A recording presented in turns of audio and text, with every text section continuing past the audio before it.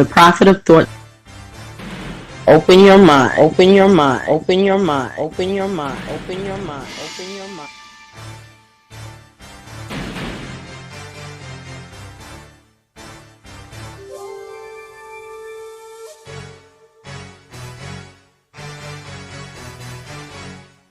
Open your mind. Open your mind. Open your mind. Open your mind. Open your mind. Open your mind. Open your mind.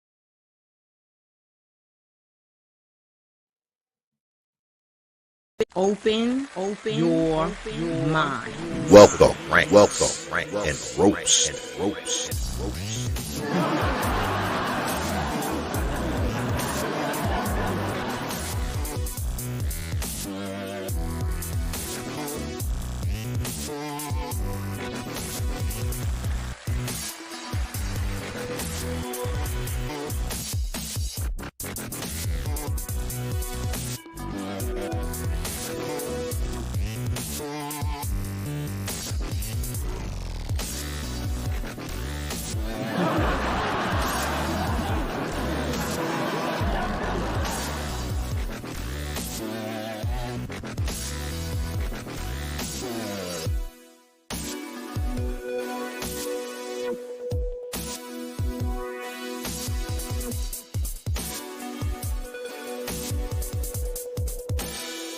Open your mind.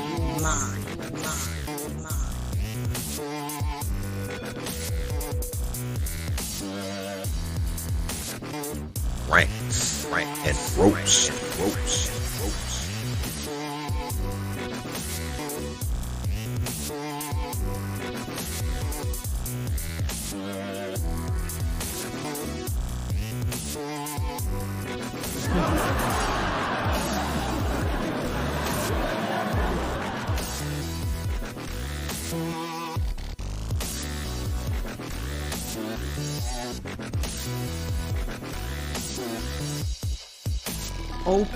Open your mind.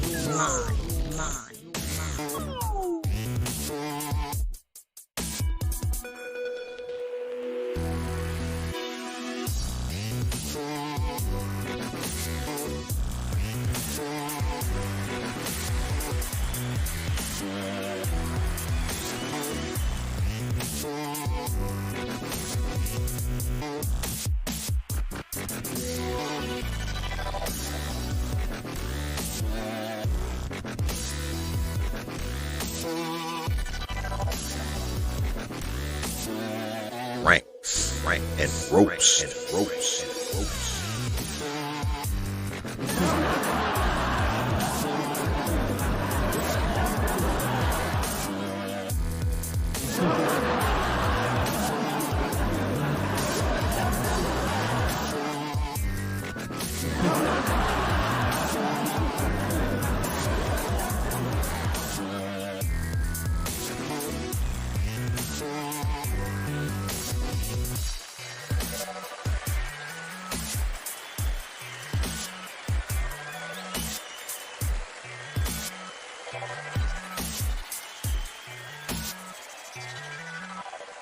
Open your mind.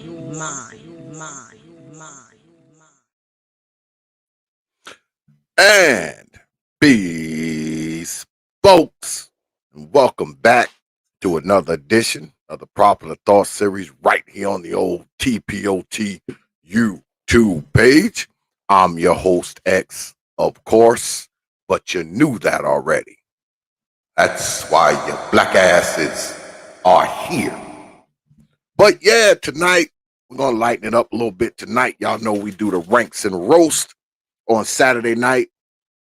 And tonight, I got my motherfucking brother in the house tonight.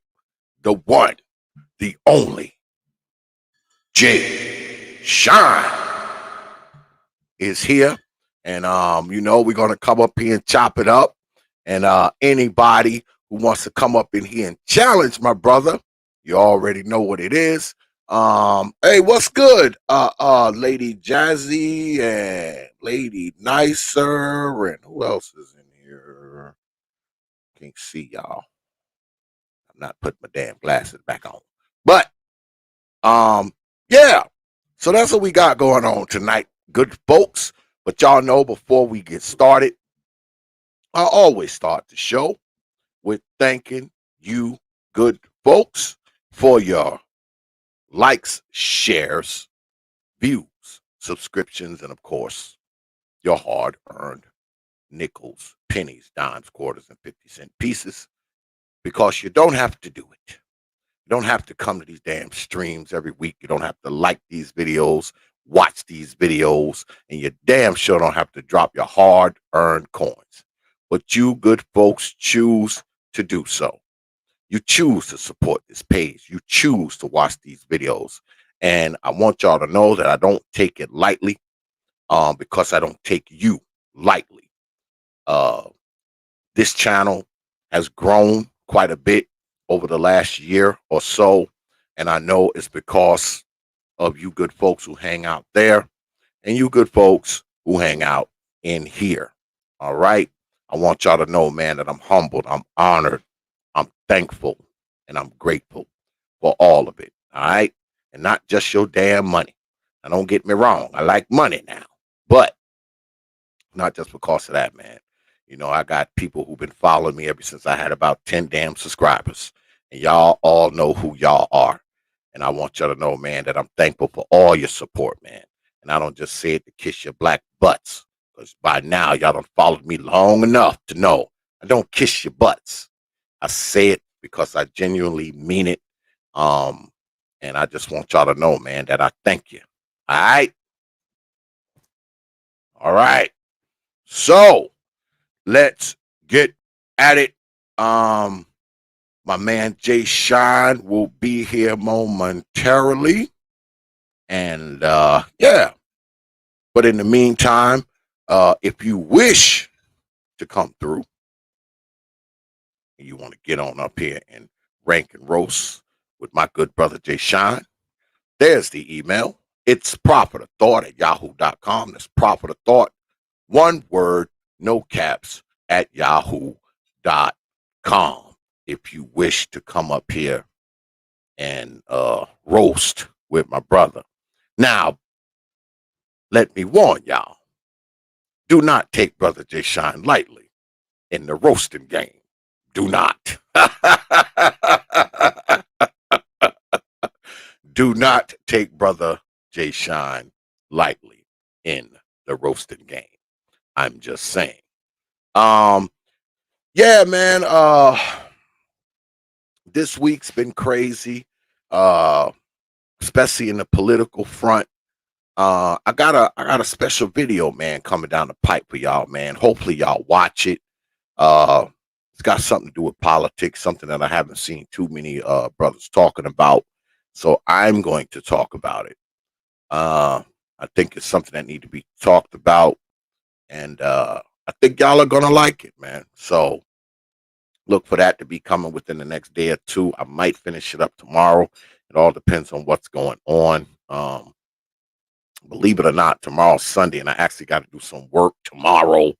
Got to freaking go pick up a damn piece of equipment, something I don't want to do. But that's pretty much all I'm going to be doing tomorrow. And I guess after that, when I get back, I can, finish up this video project that I've been working on, man, because this is something that actually I think needs to be done. Oh, my brother Art Nostyle is in the house. What's good with it, brother Art? I was gonna come down there, man, and holler at you, man, the other night, man, but the bed was calling me, man. It was calling me, brother Art. Yeah, bed was calling me, man. I couldn't do it. I couldn't do it. Could not. But yeah, I know it's been a while since we did one of these. Well, actually, it's been a few weeks since I did anything, but I know it's been a while since we've done one of these. I figure I do these because we get up here, man, and we do a lot of serious stuff, man. We have a lot of the shows are really serious and we talk about serious stuff. So, the reason why I started the ranks and roasts, so we can have some, some levity, man, lighten it up a little bit. You know, it don't always gotta be all serious, man. We actually can come up here and have a few laughs and have some fun, every now and then. Because I don't think there's nothing wrong with that. There's nothing wrong with a little bit of comedy in our lives. I think many of us could use a good laugh and something funny, to kind of watch and listen to from time to time, man. Kind of decompress from all the stressors that go on, in our lives and the stresses that, you know, bombard us every day. And it's something a little different, man. Like I told y'all, man, we're gonna be doing some different things up here, man, from time to time, man. We ain't gonna be doing the same old shit all the time. We're gonna mix it up. Like I told y'all Thursday night, man, this week, man, I think I'm 90% there with this special guest that I'm bringing up here this week. I think that's going to go down. I don't want to say anything. Uh, I'm supposed to hear back from them probably tomorrow, the next day. So I'll put the thumbnail up and y'all will get a chance to see who it is. I don't want to mention anything because I don't want to say they coming and then y'all show up like this week and goddamn it they ain't here. So yeah, I'm just gonna wait till I get the definite confirmation, and then I'll let y'all know what we're gonna do. All right, all right. Um, I know that I see a couple members of my ranks and roast audience members here.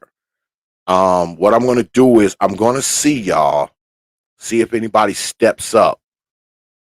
I'm gonna wait to see if anybody steps up, and then we'll decide whether or not if we have the in-house audience. Because I told y'all before that I want to have a in-house audience, and I see a couple of my audience members in here. Y'all know who y'all are, so just wait. Let me see how things are going to go tonight, and then we'll decide whether or not we'll have an in-house audience or not. All right.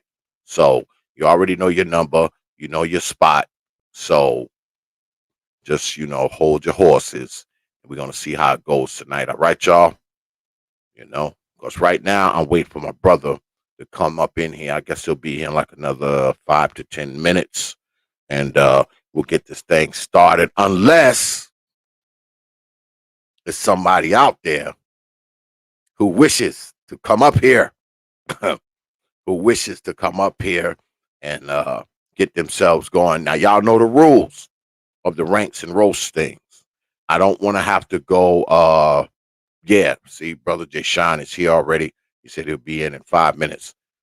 If you're going to come up here and participate as a ranks and roast competitor, you have to show yourself. All right. You at least have to have a picture. All right.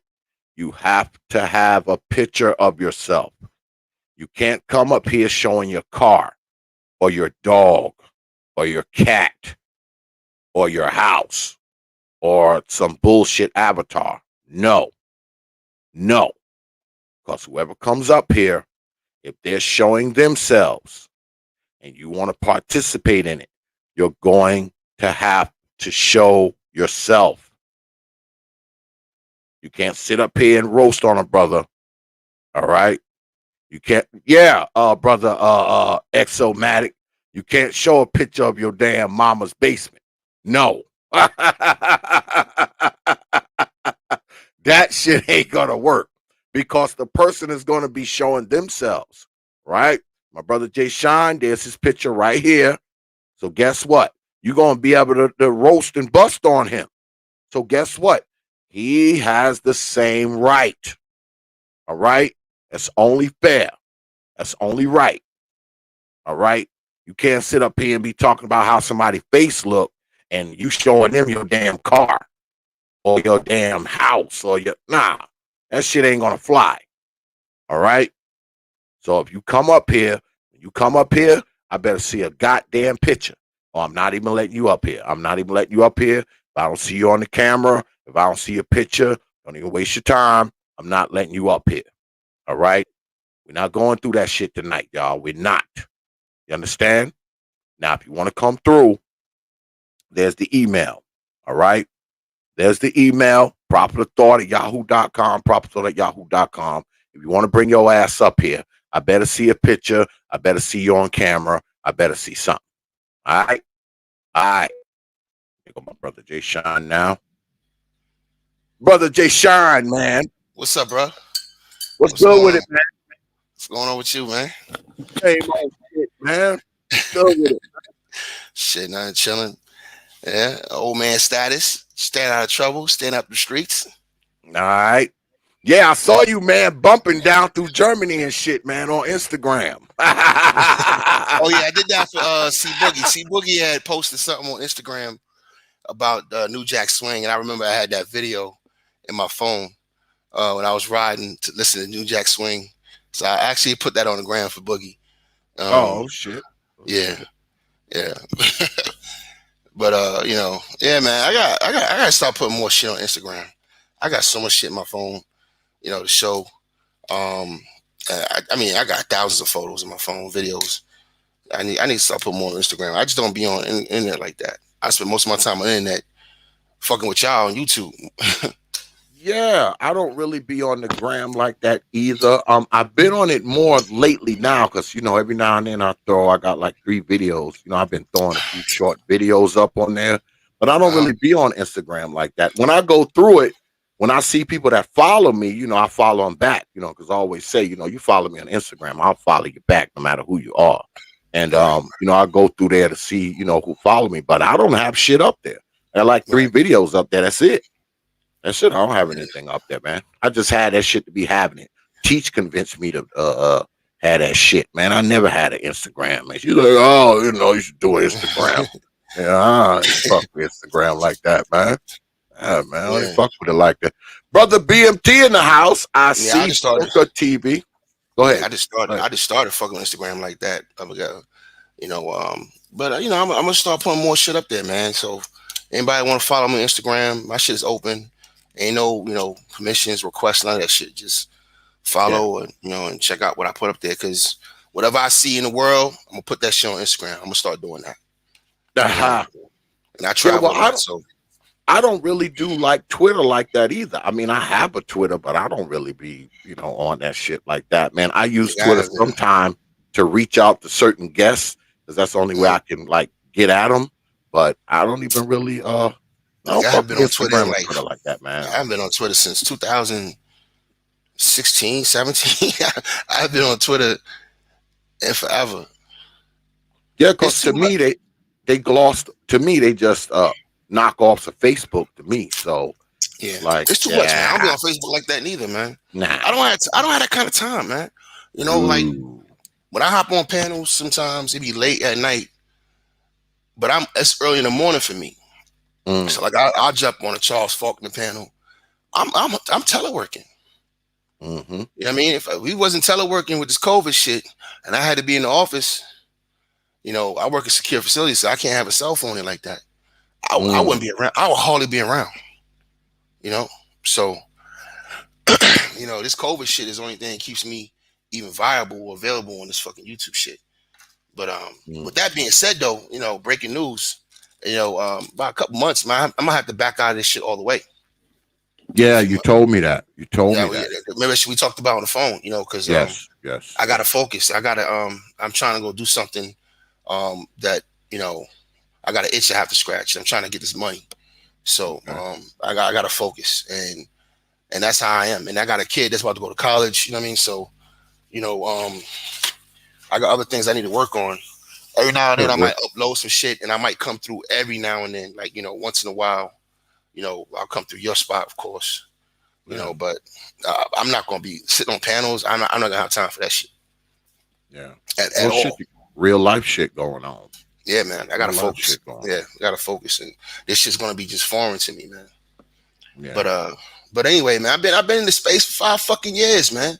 And we didn't did it all. We didn't did it all. We didn't have wars. We didn't roast it niggas. We did it all. What's up, baby? Oh man, did it all. Well, that's what I've been telling the folks, the last couple of days, because this week was like the first week, and everybody who listened to me knows this. This was like the Yeah, first week I've been on, man, in like almost a month. But I took off and I was hanging out with my lady for like 2 weeks, yeah, man, man. down in Florida and shit. You was down there Uh, twinkling your toes in the sand. I heard some all nigga told kinds me. of all Some nigga kinds of ex. shit, man. Some nigga ex told me that he was twinkling his toes in the sand and shit like a bitch. Yo, I went and saw some crocodiles and alligators, brother Yeah, JSHine. I I heard mean, nigga God, ex was snorkeling like a bitch. That's man, what I I was heard. down doing all kinds of shit. And God damn it, man, this fucking crocodile, brother JSHine, I kid you not. This thing was like the size of a fucking dinosaur, man. You It was serious? like the size. This thing was huge. Like How I'm far gonna put it north up was it because to? I took videos of it. So I'm gonna put the videos up. Oh, that's If this crazy. motherfucker, if this thing wasn't 12 feet long, man, I mean this God motherfucker damn. was big. And Crazy. I don't know. And because I went into like a park. It was Oh, okay, called okay, Croc Encounters or some shit like that. okay. And All right. I mean, So Jesus they, Christ. so But them but white boys went free. I was only a couple feet away from 'em, because they have been like these little ass pins that this big ass thing, he could bust through that shit if he wanted to. And Yeah. I was like, I couldn't have been no more 2, 3 feet from, and he wouldn't move though. I was tempted to throw a rock at that motherfucker because I wanted to see him go, I wanted to see him do something and shit. But I was like, nah, I hit this motherfucker with a rock or something. Shit, This man. motherfucker bust Get the through this shit. be the 12 gauge with a 12 gauge slugs for that motherfucker, man. Yeah. Well, Fuck a rock. yo, cause I went in there, I took my wife there, and my wife was scared. She didn't want to come up in that motherfucker. She didn't want to come. She didn't want to go in there with them crocodiles and shit. What she was like, no, And Florida's no. open carry state, right? Yes, Oh yeah, I would yes, have my shot. I would have had my shotgun in yes. the car. You know what I mean? Make some fucking shoes out this motherfucker. He act up. Yeah, man. I mean, this thing was huge, man. It's like the biggest fucking animal I've ever saw in my life, man. I was Yeah, like, I've seen this I've seen a couple, man, and them joints are intimidating. man, Yeah. this Joker bust up out of here. Ain't nobody gonna be able to do shit about it. He's just gonna be Yeah. doing whatever he want to do till he get tired of doing it. The only thing Yeah, about alligators, though, man, and you can outrun them. yeah, It's the only yeah, good thing about it. yeah. You can outrun him because big as that motherfucker was, ain't no way he was catching even with my old ass. He wasn't catching me as big as he was. Goddamn it, I'm Yeah, nah, out of there. Yeah, but I enjoyed myself though, man. I had a good time while I was down there. I hung out in Georgia, for a few days as well, because we mhm, got people in Georgia. So because we was down there, wifey her ass they want to come back. mm. We was only supposed to stay like 6 days, ended up staying like 10, 11 days. So you So was down, you was down there sipping with your wife, nigga. yep, like a simping like a motherfucker, Yeah, getting getting drunk as a motherfucking fish down that motherfucker, boy, there you go. You drunk gotta do as that, man. hell. You gotta do You that, man. You know, gotta. I tell bros all the time, man. Like you ain't even gotta like leave the country, man. Just travel to other states. Like me and my yeah. homeboy CL when I was in the army, we stationed in Virginia. We used to hit 95, man. We just be up and down that bitch. You know what I'm saying? We used to have this Mazda 929 joint, white joint. Shit was nice. And we used to sit in that bitch and roll down. We used to do fucking tours, nigga. 3 cities and 3 nights. We'd be in Greenwood, South Carolina one night. The next night we'd be in Columbus, South Carolina. Then the next night we'd be in Atlanta. You know what I mean? Yeah. And then we drive all the way back to fucking Belfort. You know what I'm saying? Well, So it was good to get the hell away from here because when we left here, it was all wet, cold, rainy, yeah, soggy.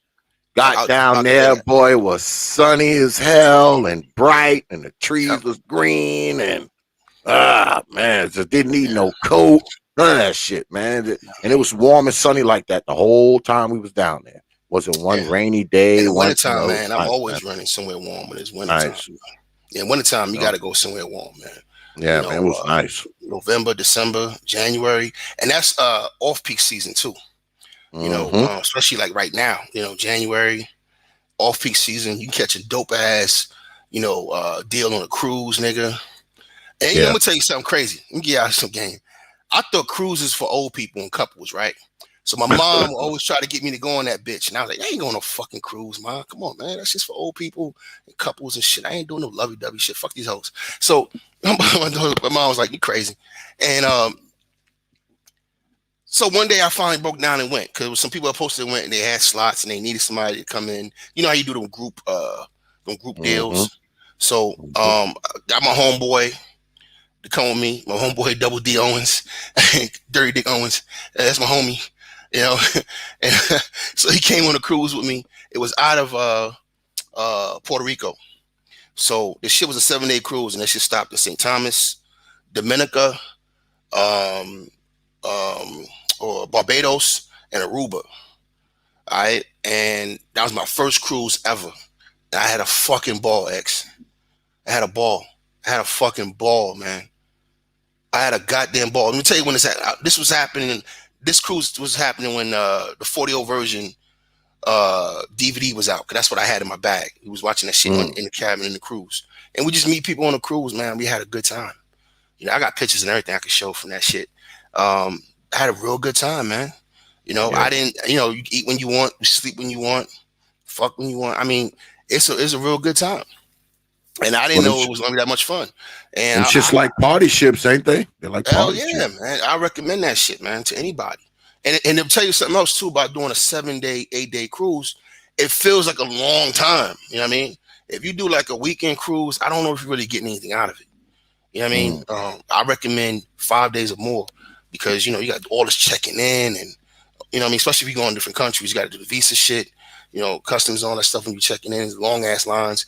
You gotta do all of that shit just to get on the boat and then to get off. It's like, why do that shit and only be on the boat for 2 days? You know what I'm saying? So you might as well just go ahead and just take a week off, man. And I'm gonna tell you something, man. I needed 2 days rest when I got back from the fucking vacation.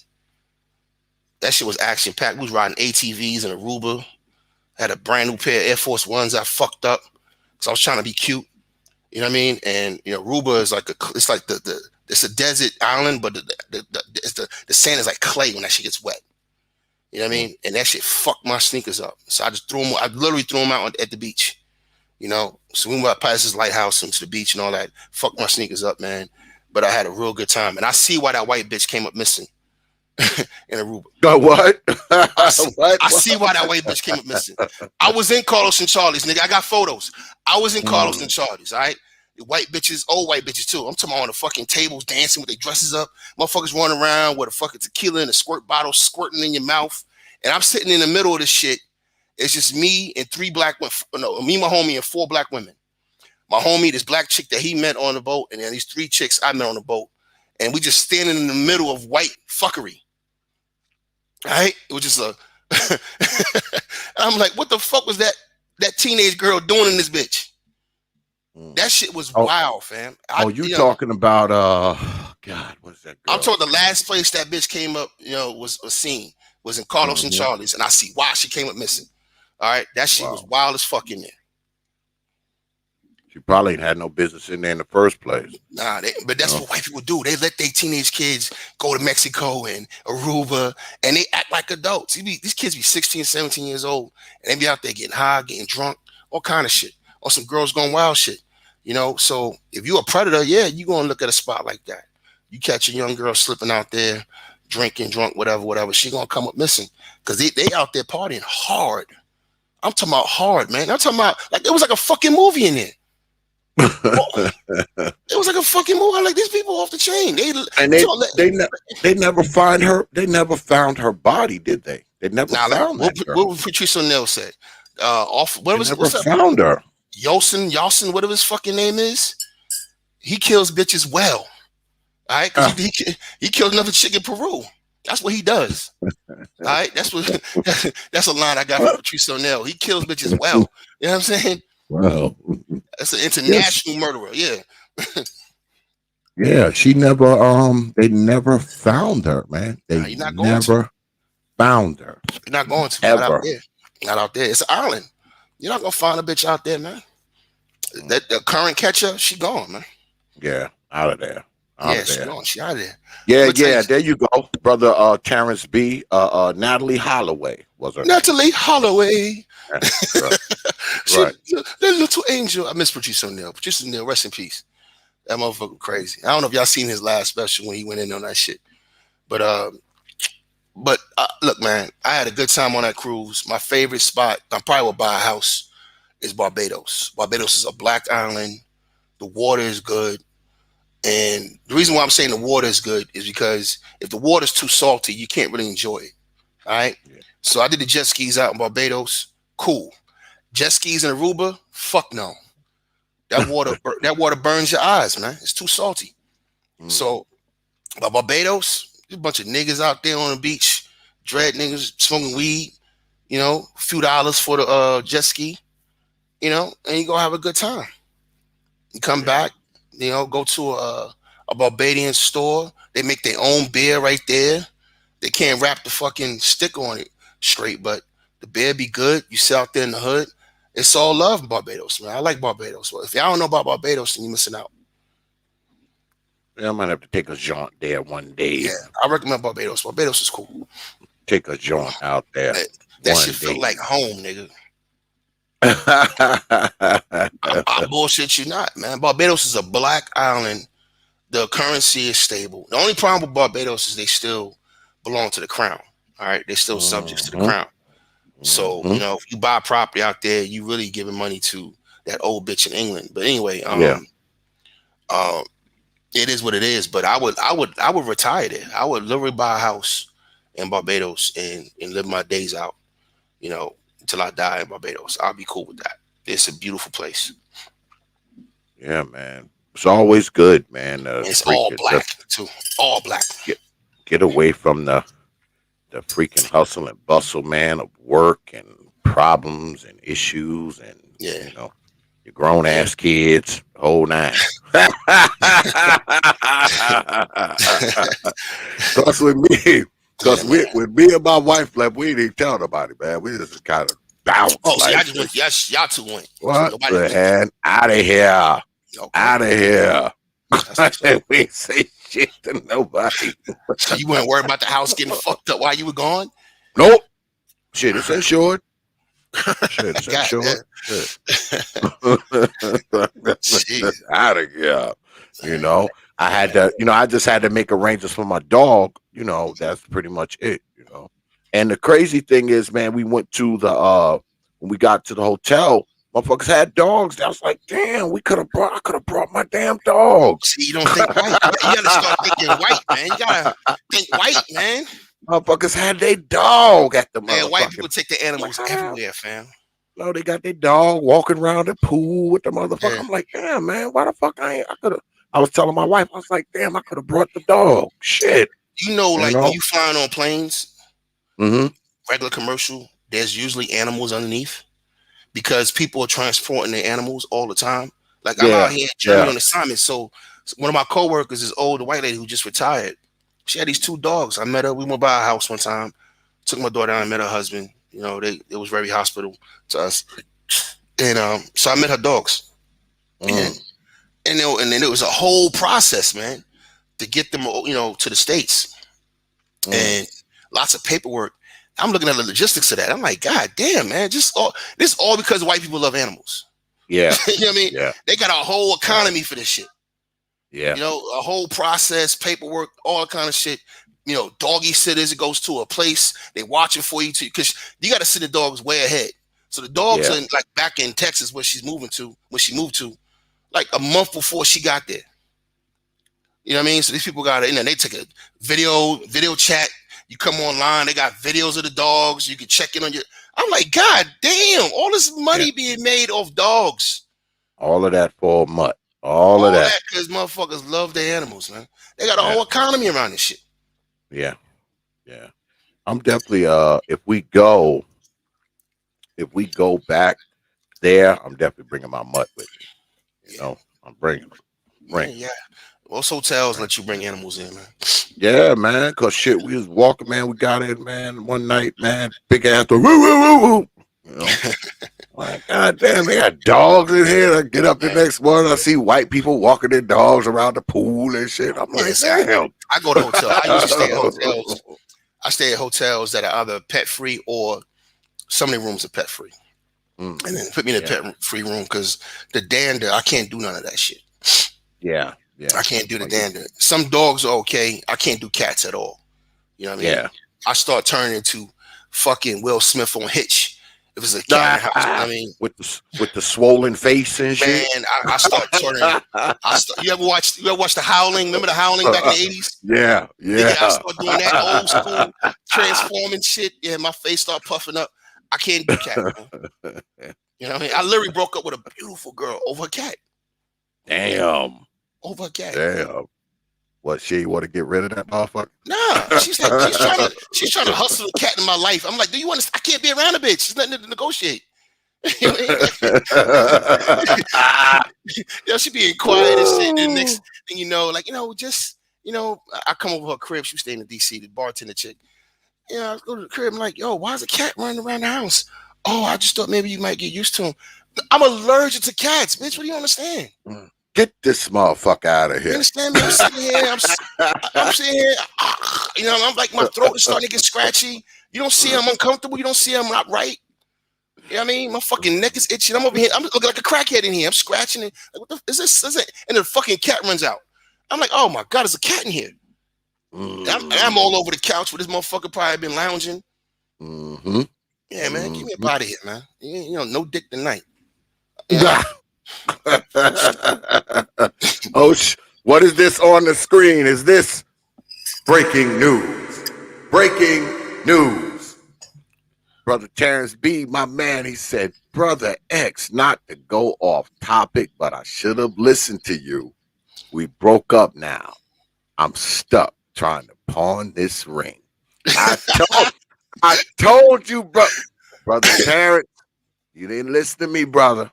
You didn't listen to me, man. You didn't listen, goddamn it. You my man, too. Hey, Terrence, my man. Terrence, I got a question for Terrence. Because I'm looking at his profile. Did you get on your knee to give her the ring? Please tell me you didn't get on your knee to get this bitch's ring, man. Brother Terrence, that's my dude. He been following me like forever. Not no Terrence B, man. Recognize Terrence B has been around for a minute. But Terrence, bro, I was just curious, bro. Just be honest. No, I ain't gonna go no deeper. I just want to know if you got on your knee. I'm going deeper, goddamn it, because I told you not to goddamn go down there and do the shit. Did you get on your knee, nigga? Brother JSHine, I told him, I said, now look, you having Wi-Fi issues and shit. Yeah. I'm like, Brother Terrence, don't do it. I said, don't do it. He was boys to men. God, this nigga. Oh. So Brother Terrence, bring your ass up here, man. I want to talk to you, goddamn it. Send me an email. Bring your ass up here. I need to talk to you for a few minutes, my brother. I'm gonna fall back. I want to hear this. Because I haven't talked to him since last time. Because I know he had came down here. I actually was supposed to go and meet up with him on his layover, because he had a layover in Charlotte. And I was supposed to meet up with him, but I couldn't. Yeah, man. Send me an email, goddamn it, Brother Terrence. Bring your ass in here. Come up here, Wanye. Yeah, bring your ass in here. Wanye. Wanye B. Come on, baby. Tell us the story. We want to hear this shit. Bring your ass. Matter of fact, I got your damn email. I'm just gonna sit the shit. Look, if you want to know about me, my stance is I told X a long time ago. He the last married nigga. I told him not to do it, man. He did it anyway, man. He in love, man. He was in love. Man, I mean, it happens to the best of us, man. I've been in love before. No, I don't have your email, Brother Terrence. I thought I did. I don't have it, man. Send me an email, man, so I can send you the link, Brother Terrence, if you're still out there. He probably doesn't win. He know I'm gonna talk shit to him, because I told him, I said, Brother Terrence, man, don't do it. I told him not to. I told him. He went down. He came down here, did the shit. He did it anyway. You know, because he lucky that he didn't, because we were supposed to meet up here, because he had a layover here, because she's down in the South, and he had a layover in Charlotte. He ain't know it, but I was gonna come down there and tell him, look, man, I'm going down there and do that shit. You know, that's what I would have said. But he went on down, and there it is. I want to know how you got the ring back, man. Come up here, man.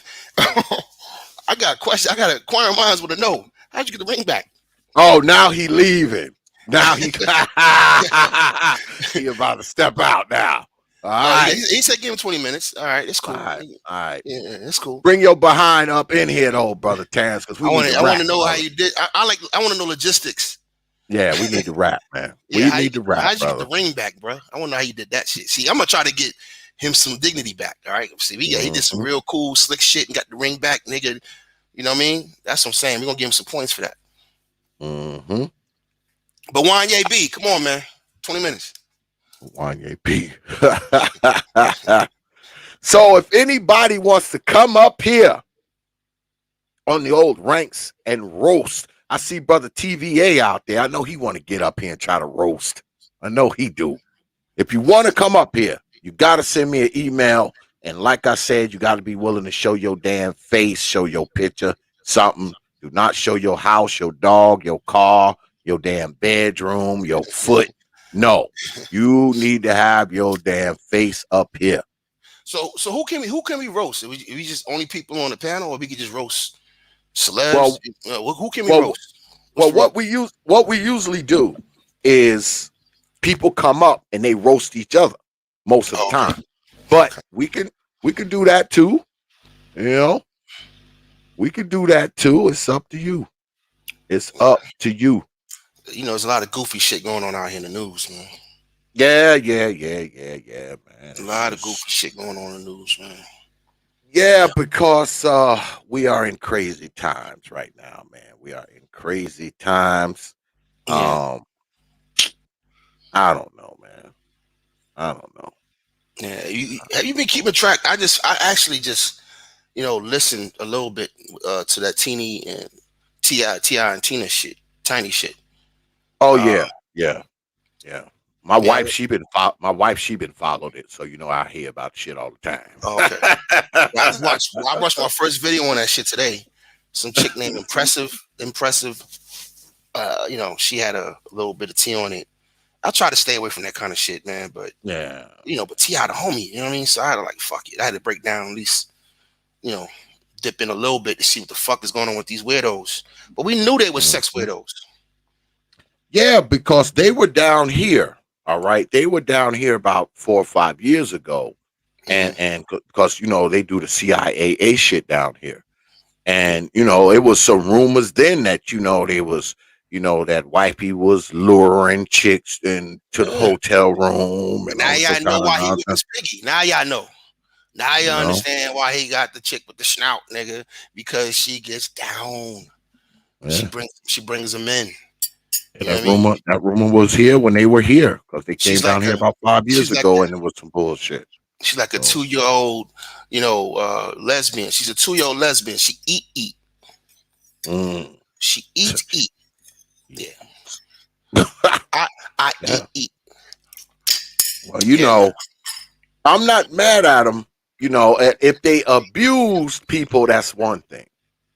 But if these women went there, on their own, I mean, you can't, I don't have a problem with adults doing shit on their own. I mean, they're adults, I mean. Yeah, they've been on that freaky shit for a minute. Yeah. I mean, that's what they do. That's the MO. I mean, they had all kinds of chicks, that, come out, and they say it just like this. They fuck me. They don't say he touched me. They say no. They fuck me. Both of them. They fuck me. They fuck me. X. They fuck me. You know what I mean? Yeah, and that's what happened. I think he tried to holler at. They tried to holler at one of those Spice Girl joints. One of those women, right? Was it Nicole Zingers or whatever her name is? I think so. I gotta ask my wife. My wife knows. She had a video years ago when they quote unquote invited her over for dinner. You know what I mean? You know what dinner means. Yeah. You know what dinner means. You on the menu, bitch. Yeah. You on the menu. You don't see this bib on my wife, nigga. My wife sit over here with a bib and shit. What you think? You for dinner. Shit, man. Don't worry about it. We got a shower. We'll wash you up. We'll clean you up. Don't worry about none of that. Well, they are like they're like like these sex fiend addict people anyway. Because remember when he was in jail, they had got jammed up while he was in jail because they got caught having sex on the visit or some shit like that back when he was locked up. And they, because the visit they was having, it wasn't one of those, visits where they have, they Condom. actually can get together. Yeah, it wasn't one of those. It was just a regular visit, and they getting it in and got caught. So they can't help themselves, man. They can't help themselves. Yeah, it just is what it is, man. If it ain't risky, it ain't worth it, huh? Yeah, they have to do it. They have to do it. They got to do it. Brother TVA, what's good with it, man? Oh shit. What's going on, man? You just gonna feed me to the damn wolves, huh? This gonna Village Austin is bring your ass up. Look, man, this sound like an up north dude, man. Up north guys are pretty sharp off the top, man. Straight So from Brooklyn, better known as Crooklyn. Well, yeah. Okay. Hey, where you from, man? How you TVA? doing, bro? You gotta show your face, TVA. Gotta show Hey, your TVA, face. where you from, boss?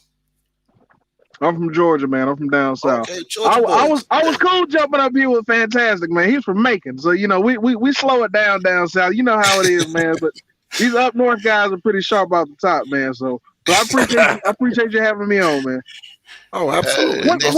But before we go, man, what's the brother's content like? What kind of content do you do? You mentioned marriage. Like, do you pretty much do shit on like Red Pill or men's rights? I don't. I am for men's rights. I'm strong on that. I'm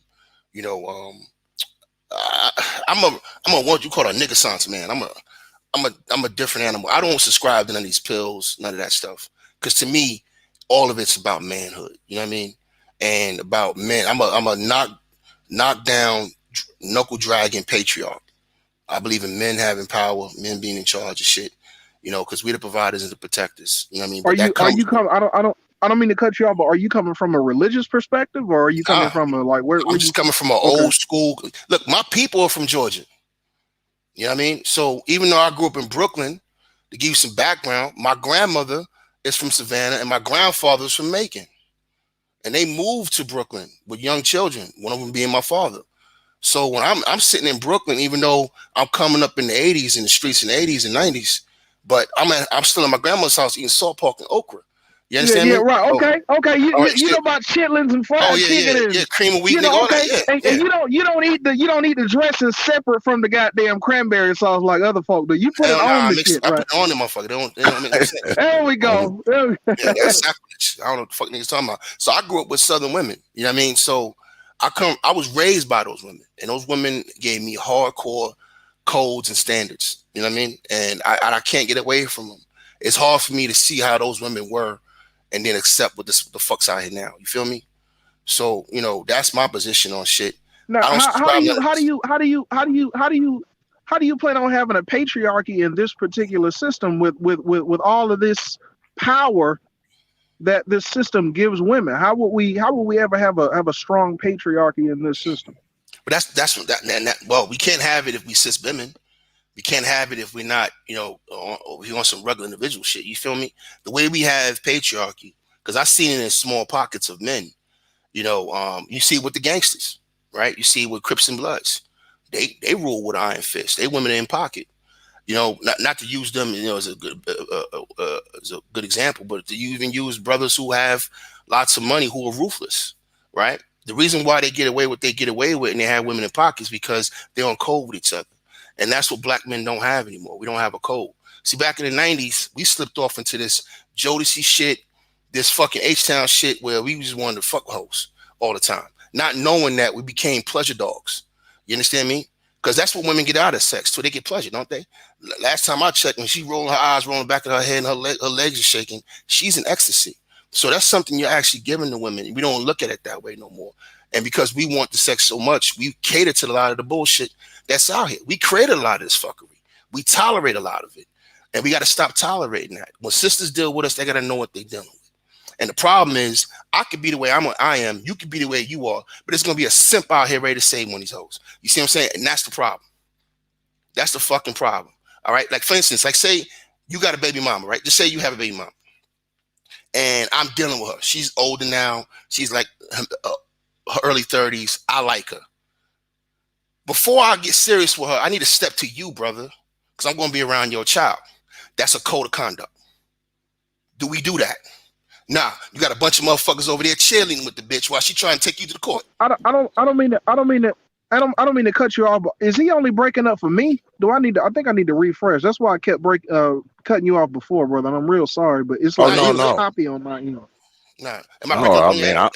No, I hear you, man. It's good. Okay. Let me refresh. I'm not ignoring y'all, but my man texted me. I ain't ignoring y'all. I'm listening. Go ahead. You're supposed to be sending me some shit down through here. God damn it. Yeah. Well, I hope he really heard what the last thing I said, man, because that shit needs to stop. You know what I mean? All right. You know what I mean? If I take on, a woman that has children already, whatever, there's supposed to be a code of conduct with that. You know what I mean? There's supposed to be a code of conduct with that. Dudes don't do that. They be sitting over there, cupcaking with the hoe, showing the court with the hoe, helping the bitch disrespect you, ready to fight you. That's off code shit. You showing out for this bitch. You know what I mean? Because, and that's the kind of shit that we got going on with us that got to stop. Well, how else can they continue to, as my man, brother Nate says, eat the kids' Captain Crunch and eat up the kids' fruit snacks and shit? Yeah. How else they going to continue to do that shit? So TVA, what I was saying before, we got cut off. I was giving an example. Can you hear me now, bro? Am I coming clear now? Yeah, you good. I'm trying to test something. I might not have a strong enough connection to maintain my camera and the audio as well. So I may need to go back to the picture. I may not be able to roast, but I'm gonna try it. Okay. All right. What I was saying is that look, if men had a strong code of conduct, we can eliminate a lot of shit. Now, there's some other stuff we got to deal with on the legal side. That's a whole nother thing. But dealing with day in day life shit, there's a lot of stuff we can nip in the bud if we got on code with each other. The example I gave a minute ago was if you had a mother, a single mother, a baby mom, whatever, and I started dating her, and I got serious about the chick. Well, I'm going to start coming around your child. I need to have a conversation with you. You understand me? I need to talk to the homie and have a conversation with you to make sure that we on the up and up, because I'm going to be around your kid. This is still your kid. You understand? So that's if the kid's with the mom and I'm taking her on, whatever the case might be. I think fathers should have the kids primarily, but that's a whole nother subject. The problem is you got a lot of dudes that don't do that. They don't do that. They'll show up to court with your baby mama, talking shit to you, snickering with the bitch, cheerleading her, her fuckery, helping her do foul shit to you. That's the shit that men are doing to each other. And we got to get off of that. We got to get off that. Well, what is the solution when you have arguably a group of women that will not, cannot be corrected, take responsibility and accountability for any of their decisions? Now, you mentioned dating someone's baby. So, I mean, do you support black men dealing with single mothers? You think it? I mean, do you support black men going out here and basically cleaning up the mess? I think men should do what they want to do. Like if all right, I work in government, right? And I meet sharp women all the time. A good woman is a good woman.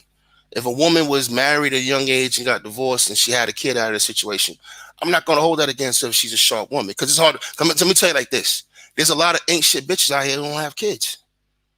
You got chicks running around here who are single, who ain't got no kids, but had 11 abortions, and they ratchet as fuck, and they trifling as fuck. So, when I'm saying about when it comes time to being serious, I'm trying to settle down. I'm looking at the character of a woman and how she is as a woman. All right, now, she got fucking 5 baby daddies. Of course I'm not fucking with her. You know what I mean? I'm not talking about that. I'm talking about most women out here got 1 baby daddy. All right, and it depends on how that situation came about. I'm 43 years old. So I'm in a different situation than a young man. I would tell a young dude not to do it at all, because they're not in a position to do it. I am. You know what I mean? So if she shows herself to have herself together, her kid is acting right. I got strong rules about that shit, though. It's got a lot of things, got a lot of boxes got to be checked. So I'm not closed off to it. You know what I mean? And the fucked up thing about it is that we sit here and we talk about Black America, but look at white America. White America does it all the time. White men are Well, white people I are respect I respect the fuck out of you having standards. By the way, those boxers you talking about, I respect hell yeah. that. I They respect got. that. I'm talking about hard. I look. There's no wiggle room neither. She gotta be like, it's like kind of like being out of shape over 40, right? It's harder to get in shape. That's how I look at women with single kids, with single mothers. So now it's even the standards are even higher for her because now she got a kid, right? So her behavior, her attitude, her mindset, and now I gotta look at the kid and see how the kid behaves. And I will give a woman points for a kid that's well behaved and respectful. I mean, again, it's just how she got the kid that matters to me the most. If she's in a long-term relationship or she was married, I'm not gonna hold that shit against her. You know what I mean? But if she was out here hoeing, you know what I mean, just being on some sloppy shit, then that's a strike against her mentality. And we probably, I'm probably not gonna go that much further with her. But we can't just have a blanket, response to all of it because that doesn't make sense. That's not the way the world is, man. I mean, but you think there's a shred of hope with the American black woman? Is that's your stance? You Well, think there's hope for this? the way I look at it is that America is our home. And it's not just with black women out of pocket. The women in America out of pocket. I was watching Real Time with Bill Maher Friday, right? And it was this white feminist on there. And they were dealing with the Me Too shit. And this is the mother. I got a video on my channel called The Mothers of Whore Culture. Because I know we got fuckery in the black community. I know we got black female fuckery. That's not the issue. But what I'm not going to allow is anybody to just like the shit on our group. All the foul shit that goes on with us, all the sick stuff we got from the dominant society. All right, black women didn't invent. Okay, come no. I can't. I'm the first one. You can ask X. I'm the first one to call out white bullshit. I will call them the fuck out. Okay, Right. but blame. Come on, man. We can't blame them for the dysfunction, bro. We I'm can't not saying blame. no. I understand. I'm not I get blaming what them you're for saying. the dysfunction. The deviant behaviors and shit. I'm talking about sexual deviant behavior. We didn't invent Okay. porn. Hear me out. We didn't invent porn. We didn't invent prostitution. We didn't invent, stripping as we know it. We didn't invent escorting as we know it. All of this shit came from the dominant society. All right, now we do it a different way. Man, we might have ratchet females and all that shit. Women were selling pussy in Africa. Come on, brother. It's a long-standing profession. Bro, we talking about culture. We're in America. What language do we speak?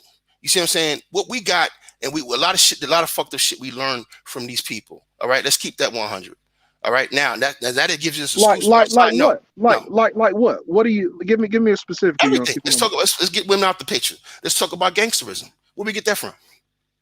What do you mean? You mean tribalism? You mean us versus? Now, I'm talking about gangsterism. I'm talking about these crackers who came in the 1800s and 1900s, came over here and created gangs and gangsters. They were the gangs of New York, the gangs of Chicago. Okay, but we didn't really have that problem like we do now until the single mother shit. Until black women chose it wasn't feminism just that. over the community.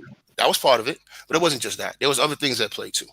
There was a full attack on black society.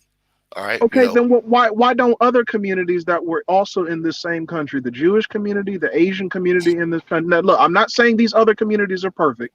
I'm not putting them on a pedestal. But let's admit that Jewish kids are not out here slaughtering each other in these streets like ours. Asian kids are not doing this in these. Now, you got it in California in some places. Some places, yeah. I got you. Absolutely right. You're absolutely right. But you know what? Conditions matter too, bro. All right, conditions matter too.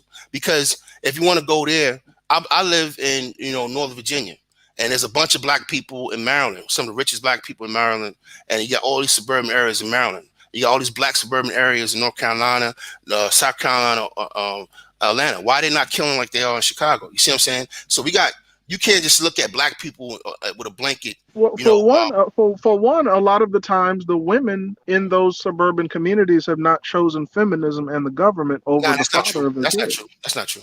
Those women, I work with black women who making 70, 80, 90K, and they on the same bullshit too. But my point is, why aren't the black people in that level in those environments killing each other? Because of socioeconomic conditions and culture. There you go. There's no different if I went down to Guatemala right now. If you went to Guatemala right now and Nicaragua right now, you're going to see a bunch of big head Gualas killing each other because of the conditions in that place. You see what I'm saying? So conditions matter. But do we not create a lot of the socioeconomic conditions that we deal with, and that we, for one, Right. throw away hundreds of millions of dollars a year on bullshit hair products, Yeah. shoes, Yeah. jewelry, flashy Look, let shit? me make sure we get We something are straight, man. spenders and consumers. Let me give you something straight. Let me give you a strong We opinion. we we Let me don't give you practice group economics. we don't. Let me give you a strong opinion. For me, a woman can't be in my life if she's weaved out and she's a conduit to other men. I sat here and gave 10 reasons why about a couple months ago on X channel, 10 reasons why marriage should be Excalibur. All right. And one of the main reasons was a conduit to other men's wealth. See, that's a code of conduct, bro. I'm not tolerating that in my house. Any woman who's attached to me can't be a conduit to another man's wealth. I'm really out here to compete with other men. I'm out here in Germany right now. I travel around the world. I see how other men get down. And our problem as black men, we refuse to come together to compete with the other groups of men. Now, when it comes back to the women, what I got to say is this. Black women are the biggest race traders in the history of mankind. I said it. They spend $30 billion a year on fucking beauty products, but they complain about not having shit for their kids. It's all cap. All right. Then we can talk about all the money they spend on fast food. So that means they're not cooking. We can talk about all the money they spend on liquor and all the other kind of shit, which we do too. Men do too. But it's billions of dollars we spend as black people on bullshit, and most of it is by the women. So they don't care about the community. They don't give a fuck. The issue I have with a lot of brothers is that when people tell me about how things were created and what they are, that means it wasn't like that before. So what I mean is, back in the 50s and 40s, it wasn't like this. So what happened? We know what happened. So now we're going to have to create a new environment and correct the shit, because I care about my grandchildren, my great-grandchildren. I'm not going to let ratchet, feminist, dumb bitches run me out my race or run me out my country. If we got to get on some you know what I do notice? I notice it's been a while since you mentioned that white man, which means that a lot of the dysfunction that's going on is our fault, dude. Again, I will call them the fuck out on their bullshit. I am not one of these Trey NBD coon niggas. Okay, I'm not that. If that bitch ass nigga happens to be in here. But at the same time, bro, let me tell you something, man. I refuse to believe that we are such a weak, fucking pathetic race that we can be brainwashed into basically self-inflicted genocide. I refuse to believe this is brainwashing. We don't disagree on that at all. I refuse to believe this is the fault of again. Yeah, we dealt with racism. We're still dealing with it. I just debated that the other day. I'm gonna tell you something like this. And if we don't get our shit together, we're gonna continue to deal with it. Look, we're not in disagreement on this, bro. My thing is, I don't believe that as men we can't fix this shit. And I'm not talking about being nice. I think what happens is that what happens, brother, is, I'm not saying you specifically. I think what happens in these arguments that we have in the manosphere about this shit is that niggas get into this vindictive shit, like they want to pay black women back. Well, I tell you what, the best way you want to pay them back is to get back in charge and run shit the way you want shit to be run. Like, for instance, this fucking February 14th, there's gonna be a lot of niggas in this manosphere space on dates. All right. Some of these red pill niggas gonna be out here cupcaking on Valentine's Day. Some of them are probably already cupcaking during cuffing season. Take it all from them. Take it from them. Stop playing. It's like that Barry White song. Stop playing. You playing her game. Stop playing her game. I don't tolerate black women. They refuse to be led, brother. You're telling us we need to get on top and get in front and be led. I disagree. Really? They go to work and act right. They don't want to be led, bro. No, I'm saying, I ask you a question. When they go to work, don't they act right? Not by us. Not by black men. Even by us. You can go to Atlanta right now, Georgia, and there's black men that, CEOs in charge. There's black men out there running, all kinds of businesses. They don't come there with that bullshit because you know why? Because their livelihood is at stake, right? The reason why we have so much issues with our women, and even when white men were having issues with their women, Me Too, they were able to clap back. Why? Because they still control the economy. You know what I mean? I disagree. The white man is in dire straits with his women. They're going extinct. What you mean, brother? He's not in control. He ain't. I'm not talking about that. I'm talking about the Me Too shit. When the Me Too shit popped off, there was a backlash to that. Even when you had Gloria Steinem and what's them lawyer bitches that be out there all the time, the feminist women, they even had to back down. That's why they was out there representing Weinstein. That was political play.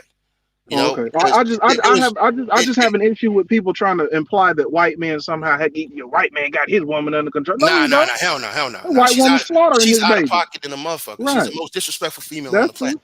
All right, this motherfucker. I don't know about most disrespectful because she ain't killing her babies like a black woman is. Let me tell you why. Let me tell you why she's most disrespectful. You might feel me on this, because her man went out and raped, pillaged, slaved, all kind of shit to give them white Wakanda.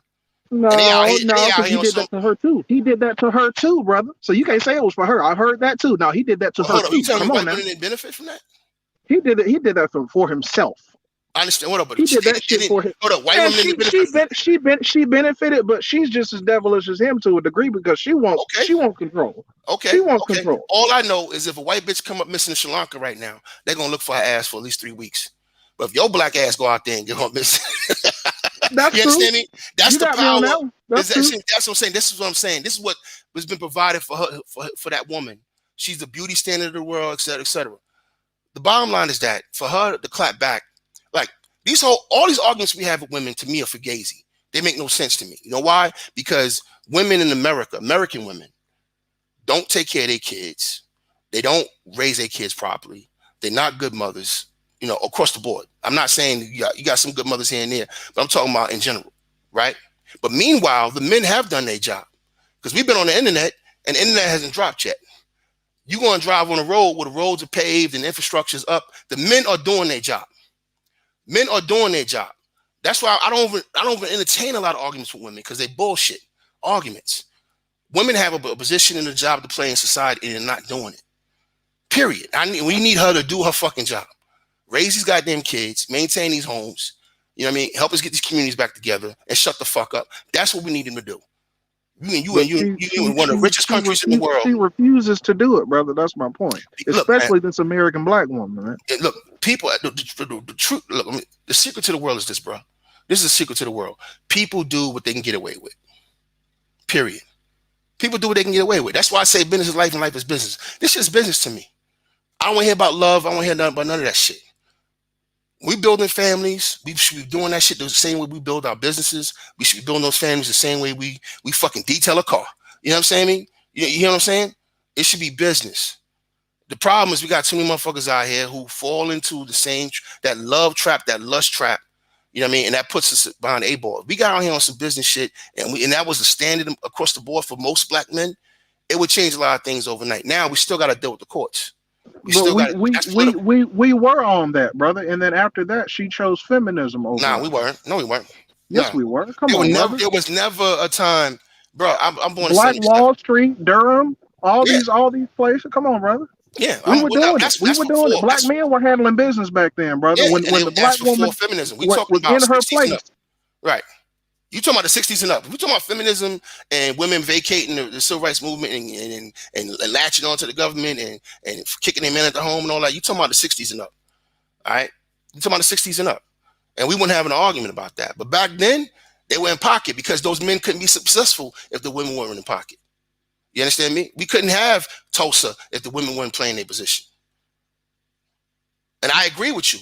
Because a lot of niggas get out here on some ego shit, acting like we was running around like Neanderthals and we had them. And no, women have to, especially our women, being in the position we all have been as black men. Women have to cooperate, and those women will cooperate. Okay, well, I personally stand with David Carroll. Mm-hmm. Shout out to Uncle David. I believe that the black woman, through the decisions that she's made, she's proven that she wants to be our enemy. I believe that for the majority of them, I believe are against us. That's actually my stance. It's an extreme stance, possibly. No, it's not extreme. I don't really see any hope with them, bro. Nah, that's fair. Look at how they're killing our babies. Mm-hmm. They brag about killing our babies, bro. Yeah. And then you talk about getting us being in. Listen, they don't want us in leadership, bro. They insist on using this system to keep us out of leadership, bro. Come on, man. They keep proving time and time again they don't want us to lead them. Let me tell you something. Everything you're saying is valid. Everything you're saying is valid. I don't even really have an argument for that. You know what I mean? Because of my experiences with black women, right? But my thing is, I'm not thinking about now. I'm thinking about the future. So let me give you an example. I work with a dude from Vietnam. My homeboy Tony, he gangs, he hood as shit. You know, he's just quiet about it. But he's from Vietnam, and we worked in DC, and we was trying to put this company together, and it was like 3 black brothers, 1 white boy, and 3 Vietnamese cats. And he would never meet at Hops or Applebee's. We always had to fucking go to 5 Corners in Virginia. I mean, not 5 Corners, 7 Corners in Virginia. Anybody knows about 7 Corners in Fairfax, they know that's little Cambodia, little Laos, and little Vietnam wrapped in one. And we would have to go there and have our meetings all the time. And I got to see how those men got down. How they control that environment, how they control the economics of that environment. And what led me to I had a hypothesis when I saw that. I was like, damn, these motherfuckers was just selling pussy back in the 60s, talking about, no buku. You know what I mean? That country was nothing but fucking, prostitutes. And it was a war-torn country. And they built themselves out of that. You know what I mean? They didn't cis-bim. They didn't fucking run for the borders. Those men had agency, and they had, sovereignty, and they built themselves out of it. They also had cooperative women. No, they didn't. Brother. Come on, man. No, yes, they did not. Did. Even no, over here, you mentioned the smaller communities over here. I'm about to prove my point. You mentioned the small community in Virginia. Do those Asian women in that community not have access to the same fucking system here in America that black American women abuse? No. Come on now. Do those Asian? No, come on, brother. Because you mentioned how those men get down in that community. Okay, but I need you to give props to the women in that community too, because those Asian women in Virginia, they have access to the same system to abuse as black American women do, brother. They can abuse the same child support system. They can abuse the same family courts. They can call the police on their Asian men just as much as black women do, but they don't. Why? Right. Now, I'll give you this much. A minute ago, I just told you, and I agree with you on the point that the women are out of pocket. And I doubled down and went even harder and said that they're the biggest race traders of all time. I said that. They don't care about the culture. They don't care about the community, right? And I will say this much, the Asian women do too. But I'm going to come back to that point in a minute. Let me just finish the point I was trying to make a minute ago. If the women were so cooperative in Vietnam, then why are the men so hard on them? They wouldn't have to be hard on them if they weren't out of pocket. They used to be wild as fuck, out of line. Chinese men coming down there having their way, white men coming down there having their way. They had to lock. They had to clean all that shit out. They had to clear all that shit out, and that took the men getting on code and saying, "Nah, this is our country. This is our people. This is our women." I'll give you another example: Afghani women. I'm gonna come back to the Asians in a minute because it's something you cats don't know nothing about that I do. Afghani men, they are harsh to their women. They throw acid in their face, stone them, all kinds of shit. But guess what? You can't do. You can't touch them. That's a hard code. That's controlling your environment and controlling everything. Now, I'm not saying we go out here and be Afghan men. I'm just saying this is examples and extremes you have out in the world. Now, going back to Asian women, right now, but they're not doing it out on the street, which I respect about the Asian men. They having a serious problem with their women right now in America. They're having a serious problem with their women. Their women are being very disrespectful, very hoish. All right, they're throwing white boys in their face all the time. They're doing the same thing with the eyes and and the bleaching of the skin. All that shit is happening in Asian America. You don't hear about it because they don't talk about it on the internet that much. But if you ask Asian friends, I disagree with you heavily on that. Asian men whine, bitch, and moan all over YouTube about that problem. They do. Okay. Go look up a sector of YouTube called Black Pill Asians. Asian men are all over social media. Is it as large as the manosphere or the white manosphere? Well, it's kind of a subsect of the white manosphere. Because you know how Asian men are. They basically worship white people, so exactly. You know how that is. Yeah, exactly. So they cling to that shit. So that's why I wouldn't really give it to them. Because one thing I would say about the black men, we carved ourselves out and we really do our own thing, in this space over here. You know what I mean? Asians, when it comes to tech and any other issues, they kind of meshing with the white boys. You know what I mean? So I just can't give them that much props like that. You know what I mean? But I will tell you this though, they're having serious issues with their women, and they're addressing that shit, right? And and the way they're going to address it is dealing with their economy. I'm gonna tell you the difference between me and us and them. Remember that Asian girl that had babies by 2 brothers, and she had them killed out in California? The Asian community shunned her. They didn't like the fact that she had a black baby daddy and all that. And then she had the motherfucker offed. But her community still was not going to let one of their daughters go to jail. All right? This is what I mean by hard code. It's not about her. They wasn't going to let one of their daughters go to jail because she was out here being a thought and being stupid and messing with what they think, men that she shouldn't be messing with. And they wasn't going to let her go to jail, because she came from a good family and all that kind of shit. So they put the money in the game. They did the same thing for that Asian cop but in New York. you're not. You're with all due respect, you're contradicting yourself, because on one hand you talk about how they have a strong code, but then on the other hand you acknowledge the fact that there's a lot of bullshit going on in their community. Asian women are out here. You talk about fucking brothers.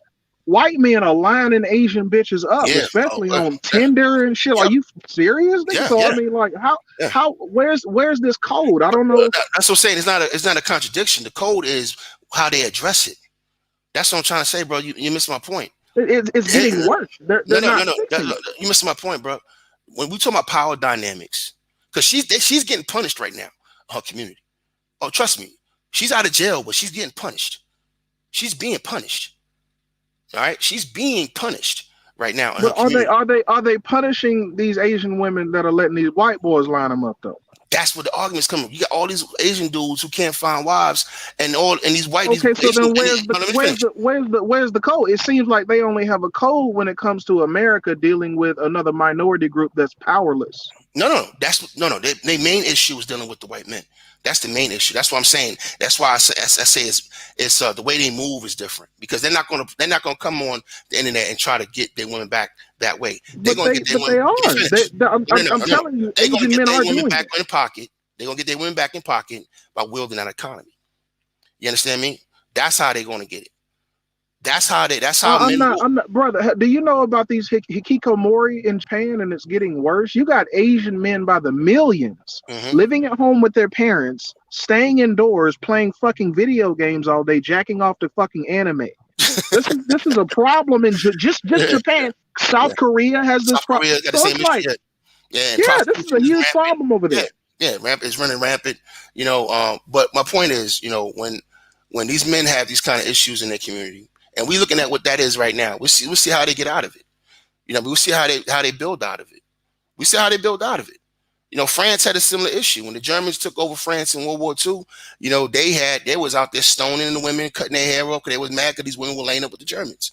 Women are natural survivors. You know what I mean? Some are going to be down, some are not. But there's going to be punishment, and that's the thing. It's not about what's happening. It's always about punishment. It's about the response.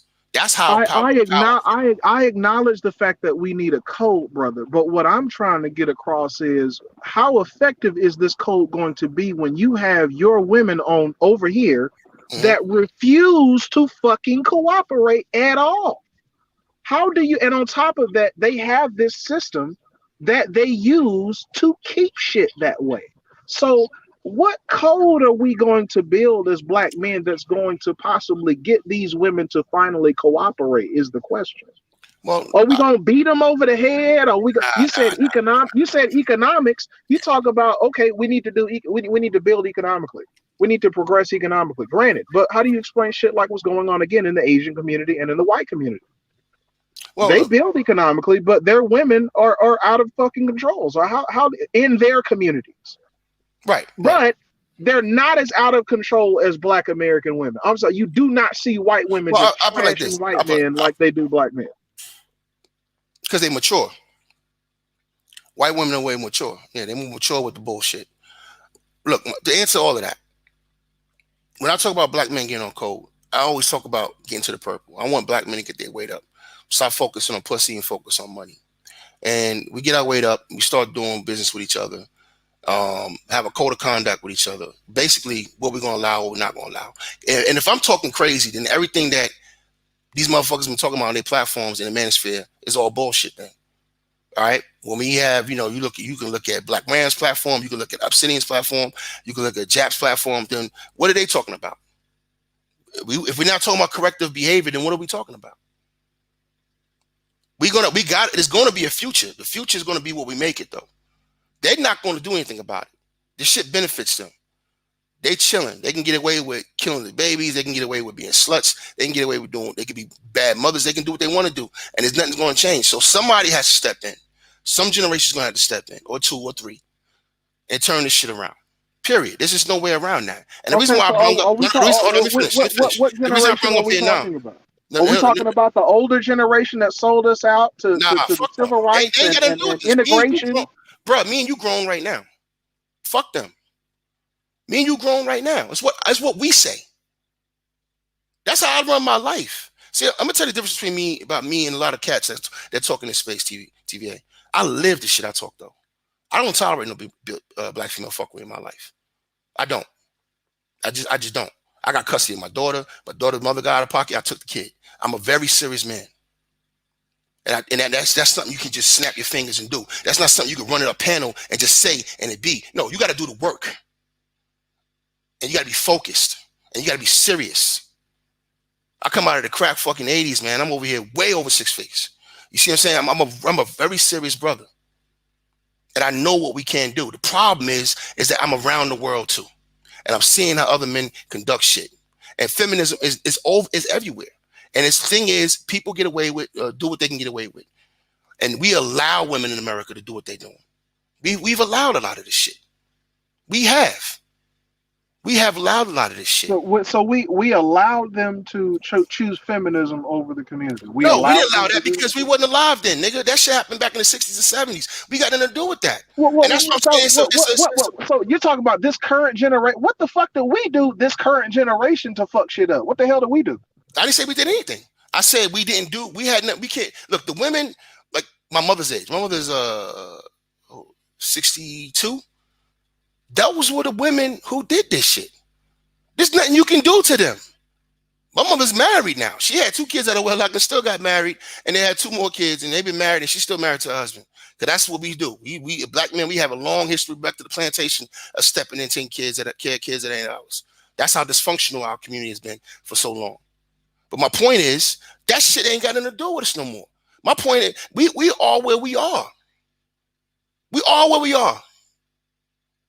And then this shit's going to keep getting worse until somebody stops it. Period. Some generation got to stop the shit. And I'm not talking about being nice, bro. Oh, that ain't no. I just told you a minute ago. Take fucking Valentine's Day from them. Take cover season from them. Take marriage off the goddamn table. Across the board. But can we get all the men to do that? And the answer is no. Brother, they are taking your children from you. And I don't mean you in particular, but they are killing our babies. What you mean take Valentine's Day from them? What? I'm talking about social, how we socialize with the women. I'm talking about, look. But you really think that's going to get them in line? Is taking Valentine's Day? I'm just using those 2 as an example. We can keep going down the list. I'm talking about taking everything from them. There's a lot of things we do. We play our part in this. We fuel a lot of this shit. They don't want shit from us. That's the point. That's not true. Because they didn't want shit from us, they wouldn't be sitting over there, talking about black men ad nauseum. Even the swirlers can't stop talking about it. So if I want something from you, I'm going to build a whole segment on YouTube based on shitting on you and running to other ethnic groups of men. Yeah, because you know what they're doing? They still fucking niggas. They still having babies out of wedlock. So they'll fuck you and abort your baby. Yeah. Or they'll keep it and get child support, right? Or they'll use you for dates and attention. Right, they use you for dates and attention. What let me ask you a question. What do you think women value the most? Attention. In this society? Attention, money, material shit, right? Right. Take it from them. I'm gonna tell you something. 22 million black women. She can get her own shit. No, she can't. No, she can't. That's a misnomer. That's bullshit. I work in DC, and you will see a lot of sisters working in government there, right? But not all of them ain't making more than me. Some of them are. But that's where you're going to see the concentration of it. But women in St. Louis ain't hitting on that. Sisters ain't in Detroit ain't hitting like that. Sisters ain't Cincinnati ain't hitting like that. Bitches in Chicago ain't hitting like that. It's a lie. They not hitting like that. They not. You got 6.7 million black women fully employed, making median income of $36,000 a year. You got 6.3 million black men working right now. Median income of $41,000 a year. It's a lie, fam. They lying. It's all cap. They ain't hitting on shit. And a lot of the shit that they get from men. Let's be honest about that. The two biggest ways women can extrapolate wealth from you is through marriage and through fucking having a child with you. All right? And the rest of the other shit is simping. That's true. Take all that shit from them. All right. Somebody getting kidnapped. Who's moving Somebody furniture? getting kidnapped. Somebody moving a body. Oh, my bad. Call My 3 bad, times if you need assistance from 911. Somebody's getting beat the fuck up over there. Mute your mic if you're taking chairs and putting them on the table so you can mop the floor. God damn it. I thought Waffle House was closed. Yo, my bad. I told y'all I'm a man of my word. I'll be back in 20 minutes. Oh, it's Terrence B. I got love. Hold on. I'm gonna drop, bro. I'm gonna drop, bro. But really enjoy the conversation. Don't go nowhere, God damn it, brother. TVA. Stay your ass right there. Let's get it. Hold on a second, because I need to say this, God damn it. I like the way you Negroes, because brother JSHine, that's my damn brother. And goddamn brother TVA, I like you too. But I like the way you motherfuckers came up here and took my ranks and roast goddamn show and let it evolve into some serious shit. Hey man, bro dropping gems, man. I gotta give no serious shit. This wasn't supposed to be no serious shit. You know what? I'm gonna tell you what though, and I respect TVA because he sounds like a serious. I mean, he's thinking. Yeah. I mean, yeah. Oh yeah. TVA good. You know, so I like exchanging with brothers like that because he might say some shit I might need to think about. Oh yeah, TVA. He comes through from time to time. He's been on here more than once. You sound like a principled brother, man. You sound like you stand on your square, man. You believe in what you say. I respect that. I don't agree with everything. I just honestly feel TVA. I just honestly feel, and this might sound arrogant. I just honestly feel if 90% of black men were like me, we can make a lot of damage out here. I mean, because put women aside, bro. I'm in the world. I compete with other men. You know, I have a thing, an ethic, a pride with me because of where I come from, where my grandfather comes from. Those men from Georgia. You know what I mean?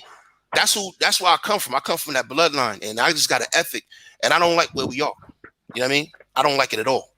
And I want us to be where we supposed to be on top. Well, brother X, man, I'm so sorry, bro. Like I said, man, it was kind of.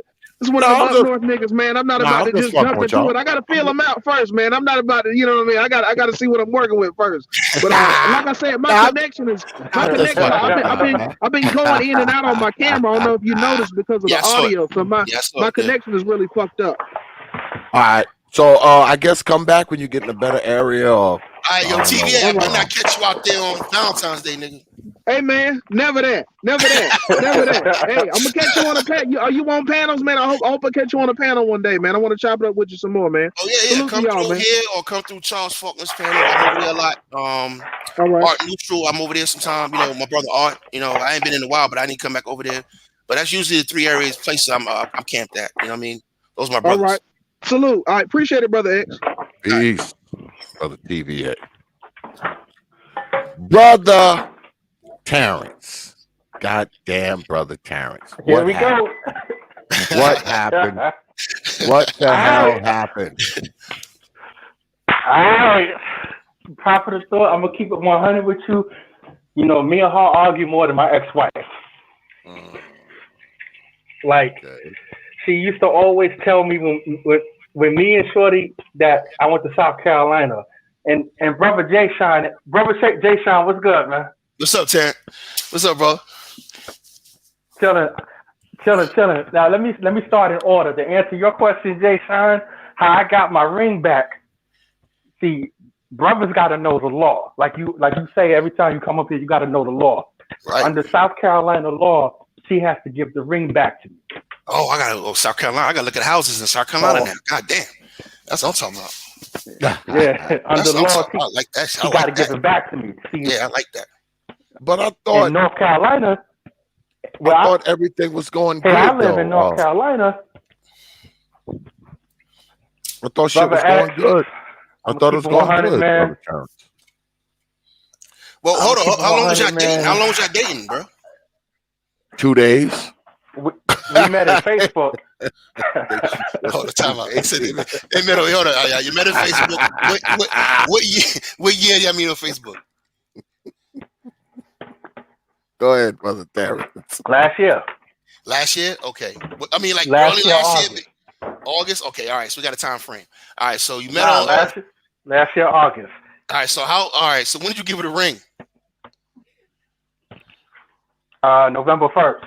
God damn, man. It must have been fire. I mean, that shit must have been. I just wish, cause when he was talking to me, I think it was, when did we talk last, Brother Terrence? That was what, October? I think.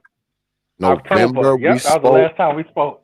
And October. I was like, wait a minute, man. You just met this girl in August and you coming down south with the damn ring already, man. You know, I was hoping you would have stopped and just, you know. Hold on, time. Hold on. Was she in the same city? No, he had to travel. Nah, I'm in North Carolina. She's in South Carolina. Okay. Yeah, he had to travel. All right, so when's the first time you saw her? You met on Facebook in August. When's the first time you saw her in person? October 29th. August 29th. My bad. August 29th. Okay, I'm about to say that shit's glistering, nigga. I might need to get her number. Shit. I got more discipline. I got more discipline than the average nigga, though. Shit. Nah, that's what's up, man. So you met her the same month you met her on Facebook. Okay. And then how often did you see her before you gave her the ring? We met on August 9th. We had our first conversation on the phone August 10th. By August 14th, she said, by August 14th, she was saying she loved me before we even met. I didn't tell Brother X that. Well, I kind of figured some niceties had to be exchanged because she was like, "Oh, X, I went and bought the ring. I'm heading down there. I'm going to propose in front of everybody." I got to do this, X. I'm sorry. I got to do this. Hold on. So August 14th, when she told you she loved you, right? She said she loved you. How did it make you feel? Go ahead. I felt weirded out by it. Did you feel warm inside? I felt weirded out by it. Okay, well, it was a little weird to me because I was like, hold on a second. Let's jump to the part where you go down there with the ring and we'll work our way backwards. How about we do that? Okay. Let's jump to the ring, okay? Because you told me that let's make it happen. You told me you had the ring. You told me you had it, right? And you said, X, I'm going down there because remember we were supposed to meet up, but you had a layover in Charlotte and we were supposed to meet up. Yep. And I was going to tell your ass not to go, so you lucked out. Yep. Yeah, I should have came down there because you might have not would have went. But so you get down there where she at, you got the ring, you got the ring in your pocket, and you get there. What happens? What happens? When I got there, I spoke to you Wednesday. I had left Thursday. Thursday or Friday, I can't remember. So I'm on my way down there. We stopped in Charlotte. I was excited because I'm thinking I was about to meet you, X. I'm like, X ain't come through. Nah, because I had told you what time. My bad. So, my bad. My bad. Yeah, now you good. But okay, let's get to where she at. Let's get to where she at, and you going with the ring. Go ahead. So I get down there. Mind you, I had a cane because I didn't tell you I had sprained my ankle twice in 1 week and couldn't barely walk. Mm-hmm. How the fuck you do that? So I had a cane. I was walking. I was walking your ankle twice. I had stepped in a patch of grass twice. The first time I was walking, I wasn't paying attention. It wasn't the same patch. I wasn't paying attention. This shit sound like a Benny Hill already. It wasn't the same one, was it? Nah. Oh, this shit sound like a Benny Hill episode, man. Go ahead. A different patch, I hope. A totally different patch. Go ahead, man. Yeah, different patch. You came down there with the game. You came down there with the game. She had came to see me. So I came down. I had the cane. I had the boot. I took the boot off because I didn't want to ride with no boot. So I had the cane. I'm walking, and towards Saturday I started feeling better, so I got rid of the cane. We had went to this restaurant the night before because I was gonna propose to her when we went to the restaurant. But her sister was like, nah, she don't want to propose to her on Halloween because that was the day. That's gonna be Halloween. She's gonna remember that day. So let's do it November 1st. I said, okay, cool. So we were fighting the night before I proposed. We're fighting on our way to go propose. Then when she get there, I got all her family. I got her father, everybody there. Like 20 of her family members there. My boys came from North Carolina. So I get down on my knee. Yes, JSHine, I got down on bended knee. I got down on my knee. I proposed to her in front of everybody. I'm on cloud. Like I'm high. I'm high off adrenaline. I didn't know what was going on. I didn't know anything around me. Got on my knee. I proposed to her. She's crying. She said yes. And from right there where I got on my knee and proposed to her, that's when I regretted doing it. Oh, so you at that particular moment. I got a point question. Hold on, X. Did you she said yes. She said yes, right? She said yes when you proposed. When you showed her the ring. She said yes. Okay. So who broke? So who broke it off? You or her? Did you break it off? I started having cold feet, so I said, "Hey, we was going to counseling. We was already going to couples counseling. So we're going to counseling, and I'm like, we keep the first month we go see the pastor. Well, we did a virtual session because he was in Charleston, and she's in Greenville, and I'm in Greensboro, North Carolina. So we have the counseling, and I told the pastor, hey, we have a communication issues. He said, okay, that's an easy problem. Y'all can work it out. But he didn't never tell us how to work it out. So then month 2, we have our next counseling session. I said, hey, we're still having communication problems. He was like, that's an easy fix. I can work it out. Then the 3rd month go by. Last month, I said, we still having communication problems. He said, y'all have an easy problem. Y'all can fix it. And I'm sitting there saying to myself, you ain't telling us how. Like when she and I first met, we got into an argument because she kept bringing up her ex, and to the point where I got mad and said, do me a favor, stop talking about this nigga, please. She said, I'm just using him as an example. I said, stop talking about him. Then we got into an argument the second time I went down there because she had called me when I was at work and said, thank you for the flowers I sent. Hold on. What nigga? I said, what flowers you talking about? I ain't sent you no flowers. Come. What nigga? Her ex-boyfriend before she had went to China. Her ex-boyfriend that she was with for 3 years. Well, let me ask you this. Before y'all started, let me ask you this, Brother Terrence. Before y'all started hanging out or DMing each other on Facebook or whatever the hell y'all was doing, before y'all started doing that, how long before that has she split up with the ex guy, with the ex-boyfriend or whatever it was? How long before that? How much time had elapsed? She's been back. We met last year. She just came back from China the year before that. So she broke up with her boyfriend in 2017. They was on and off for 3 years. Okay. So she hadn't had any contact. She hadn't had any contact with him when y'all first started getting together. She hadn't had any contact with him. She said no. She said no. Do I believe it? No. So hold up, goddamn it! No. Hold up. But you know what? Now, hold up. Go ahead. Now, when you first did not believe all of that, you didn't want to take a pause and go,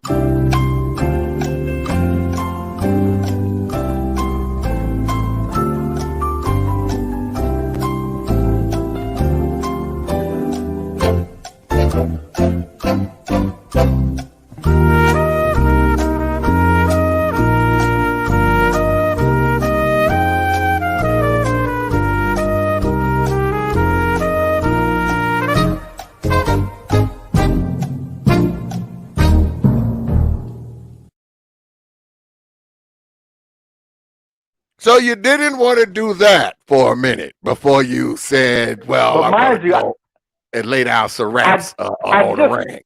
Go Damn, ahead. I had to mute my mic, man. Yeah, this is crazy. one of my coworkers got mad at me.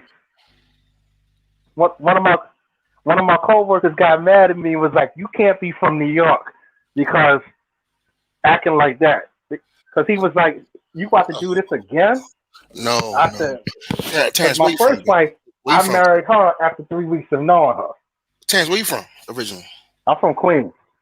Oh shit. Oh, okay. I'm from I'm Queens, New York. all right, man. But I got a quick question. Yeah, Before you I gave her know. the ring, before you gave her the ring, did you hit it yet, or was you waiting to get married? I hit it the first night I went. The first time I went out there, I hit it. Oh, okay, all right, The cool. first time I went out there, I hit it. And Okay, I'm getting ready to say something. JShine, I'm playing with fire because I took a chance and I would never do this again. Thank God I came out right.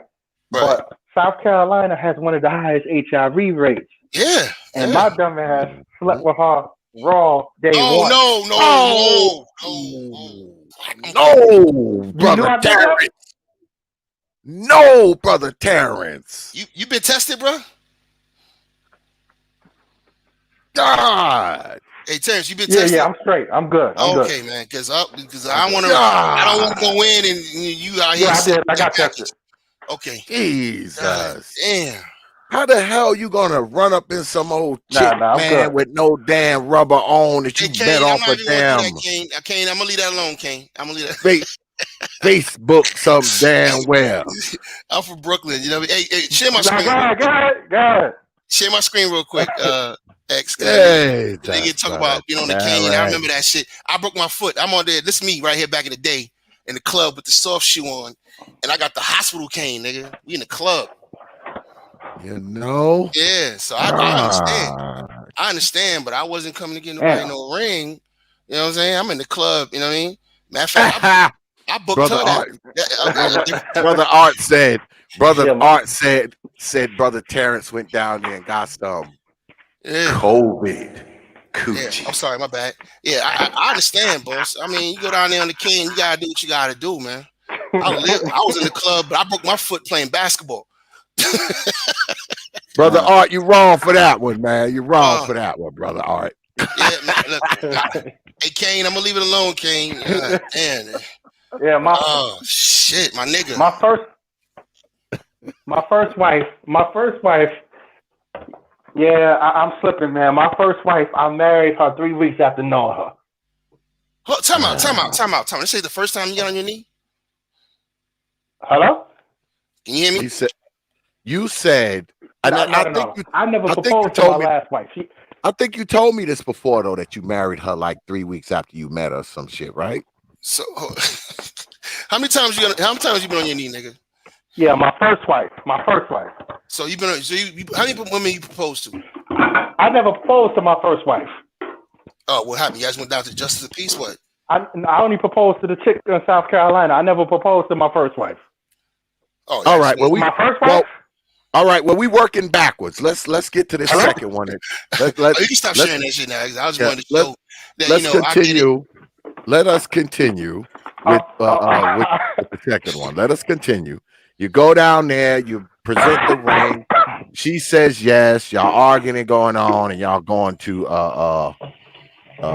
marriage counseling and all this kind of nonsense, right? So let's stay there. So y'all go into marriage counseling. Obviously, it didn't work. Yes. Yeah, it's not working. Obviously, it didn't work. Okay. So what happens then? What happens then? I started giving it. Damn, lost my train of thought. Yeah, I started giving out the invitations, and I said, hey, the people that I'm inviting, they fronting. And the same. Okay, I had smashed another chick the Friday before she came. The Friday before she canceled on me, which was a few weeks ago. I had smashed another chick. Wait a damn minute. Hold up. Time out. As soon as I smashed. How the hell you going down there, brother? How the hell you going down with a ring to propose, and then you turn around and go screw somebody else while you down? This old bastard reincarnated. This nigga, he said, "I got raw dick for you, raw dick for you." Hold up, man.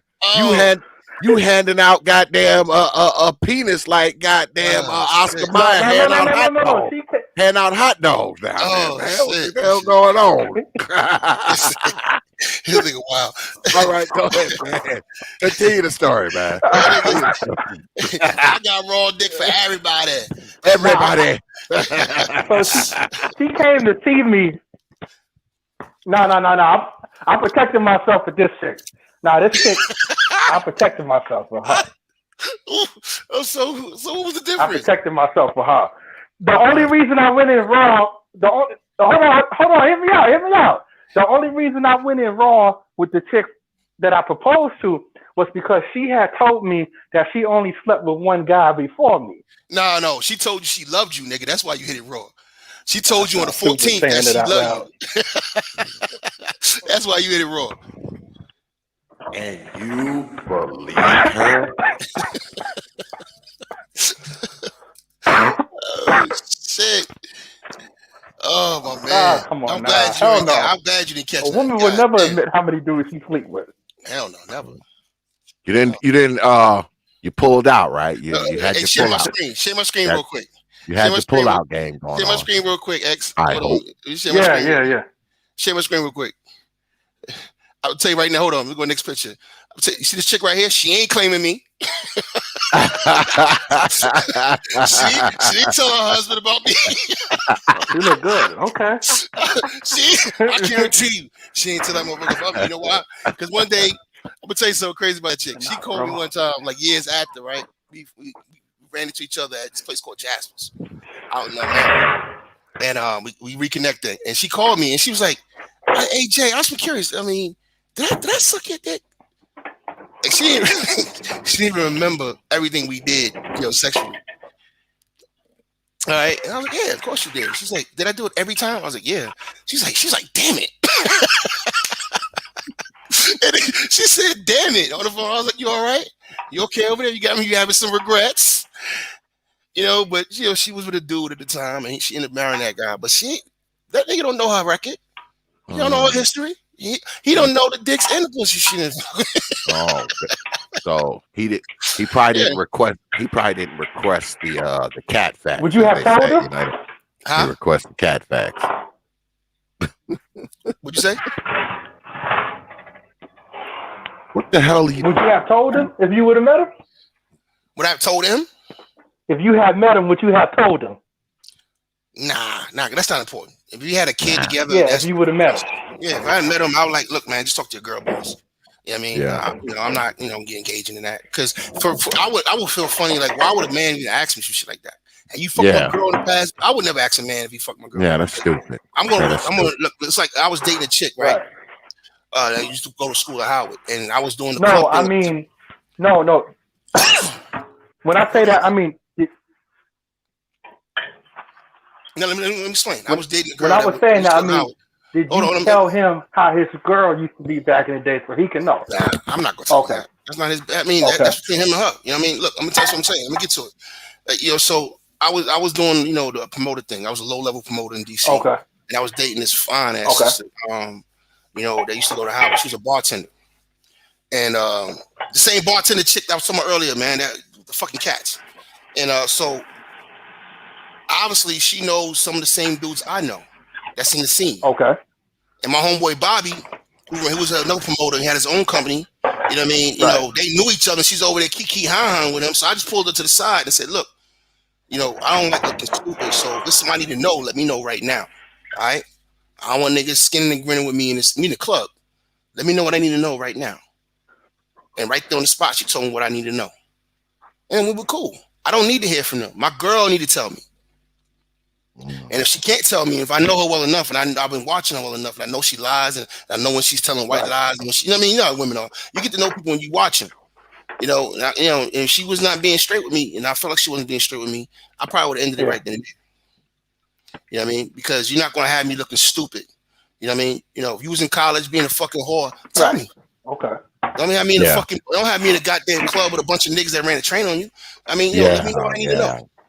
Yeah. Let me know. Yeah, let me know what I need to know. But here's the thing, you know, if we older men, you know, they've been married for a while. If I ran into him and them, I'm gonna just keep it cool. And you know, if anything, I just talk about the nights we hung out at the club, the dancing, hung out with her girls. I fucked with her friends too. So it's like, you know, we was just all on that young shit back then. You know what I mean? So it's not something that we need to talk about because it wasn't gonna be me. It was gonna be some other nigga. You know what I mean? They was in the clubs. Right. No young women in the clubs. It wasn't gonna be me. It would have been somebody else they met that was cool. You know what I mean? That's how it goes. I don't even take it personally. But if we had a kid together or something like that, you know what I mean? We had some, you know, some real estate or some business with each other. Yeah, he needs to know about that. You know what I mean? You know, and she don't know. He don't know about it. How you marry a chick and you don't know she got we had a house together or we got, you know, a building or debt. You know what I mean? So, you know what I mean? Sometimes you get with people when you get debt, you own cars, whatever. Shit like that he might need to know about. But as far as what we did in the bedroom or it's not his business. That's between him and his wife. Yeah. Plus, you know, on the other side of that, you know, you don't want to be walking around with some chick and you walking somewhere where, you know, 35 of the dudes that's in there done screwed and squirted on her and also kind of nonsense stuff. She's fucked up for putting you in that position too. Yeah, she got you walking through there and, you know. Story time. Quick story. Yeah, everybody laughing at you. There was this half white, half Asian chick. And she had a body of a sister. She was nice shape. Army girl. We was in the army with her. Man, this girl fucked everybody from every other unit. Niggas got her on tape, videotape, all kinds of shit, right? She was just a slut that everybody ran through on post. This chick went and got fucking stationed in Korea. Got stationed in Korea. Met a nice guy. Married him. And then when she was coming back to visit friends, she actually stopped by the building. I remember like yesterday, me and my boy CL looking at it. It was weird because she introducing us to her husband. And we should skeet on this bitch face. Like, you know, like, what are you doing? You know what I'm saying? we looking at each other like we don't know what to do. And we like, yeah, what's up, boss? How you doing? It was fucking hella uncomfortable. You know what I mean? And you know, he seemed like a nice guy, man, but she brought him back to the Lions then when she did all her dirt. That was fucked up. Yeah. That was fucked up. You know what I mean? I was like, oh my God, this chick been fucked up.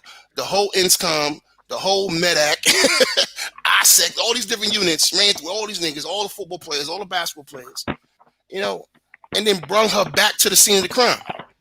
Wow. And said, hey, yeah, this is my husband, so-and-so. And we like, is this bitch serious? Like, yeah, that's how they get down, man. And, you know, and I feel bad for homie because it's like, you know, that's disrespect on top of disrespect. Absolutely. She should have never brought him back to Belleville.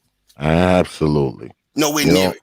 Yeah, you don't bring him back through there so he can look at all the guys that dick she done sucked and shit. X had him shaking hands with niggas.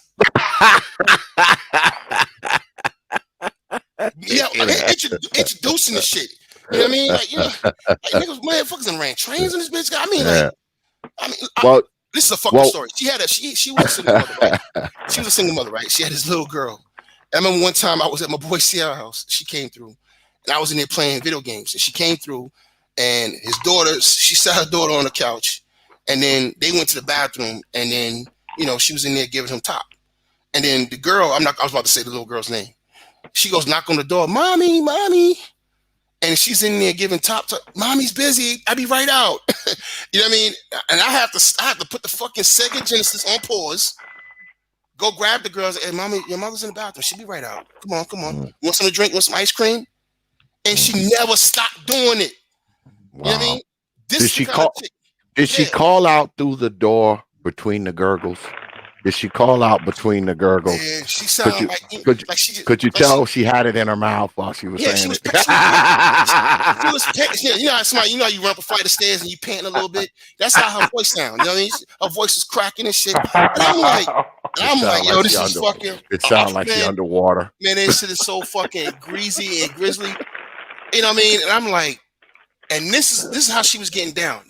Another dude, she was best friends with his girlfriend. And literally, like, as soon as her girlfriend would turn her back, she would do like the, you know, give you head, son, thing with her mouth, you know, pushing the tongue out the side of her cheek. You know what I mean? And we like right behind the chick, like she was so gully with it. And she brought her husband back to that place. You know what I mean? So look, I've seen it all, man. I've seen some of the foulest shit happen with Chicks some of don't these give women. a damn. They don't They give a don't fuck. care. You know what I mean? And They Females is rare. that was a half Asian, half white girl. They don't care. Yeah. They And don't care. she had that China girl cut, you know, like black girl, China girl cut, hanging with sisters and shit, you know, all the time, just running through niggas. Females are shiesty. Yeah, man. You know, and a good looking brother too. Bring him back from Korea. He happy. He got a beautiful, because she was beautiful. The girl was gorgeous. She had that mix going on. I'm pretty sure she hit the wall by now. But back then, we talking about when this girl was in her early 20s, man. Beautiful, you know beautiful, but a whore. X, man. We was in the company one time in the office. We was in uniform. And I remember one day I was looking at her and she's like, why you keep looking at me and shaking your head? What? I said, what a waste. She said, what? I said, what a waste. I said, you're a waste. Because she was looking real good that day. You know what I'm saying? And I'm just like shaking my head looking at her. I'm giving her real talk. This is how you can talk to her. And she was like, what's the fuck does that mean? I said, look, man, you are a beautiful woman. You could be out here fucking with ballers. She had that kind of look to her ex. The girl was fine. You could be out here fucking with ballers, you know, all kind of shit, but you just letting the fucking post have you. What a waste. Yeah, man. You know what I mean? We done got off track, man. We supposed to be roasting old brother Terrence because goddamn something tells me this is going to end up to a very funny story. So please continue, brother Terrence. We done got all off track. So okay, let me see if I can bring us. And who moving furniture? Goddamn, quit moving the damn furniture in the background. Who washing goddamn dishes? Quit washing dishes for a minute, man. Yeah, my bad. So yeah, company X. No, all right. He's supposed to have a company. So okay, you present the ring. Let me see if I can get us back to where we were, brother Terrence. Okay, you present the ring. She says yes. Everybody's happy. Y'all go to counseling. Y'all arguing and shit. You go screw some other girl the Friday before the breakup or whatever you did, right? We done caught up so far. Are we caught up? Mm-hmm. Are we caught up? All right. So, well, you knew it had to be. Well, something wasn't right anyway because you go down there and you propose to a girl, and while you're down there, you screw somebody else. So that's already a non-starter right there. Because you done just proposed and gave her a ring, and the first thing you do is go out and screw somebody else. No. She live here. The chick from South Carolina live here. Oh, okay. Okay. So you screwed other chick, and then what happens after that? The chick from South Carolina, the one I smashed, she live here. Okay.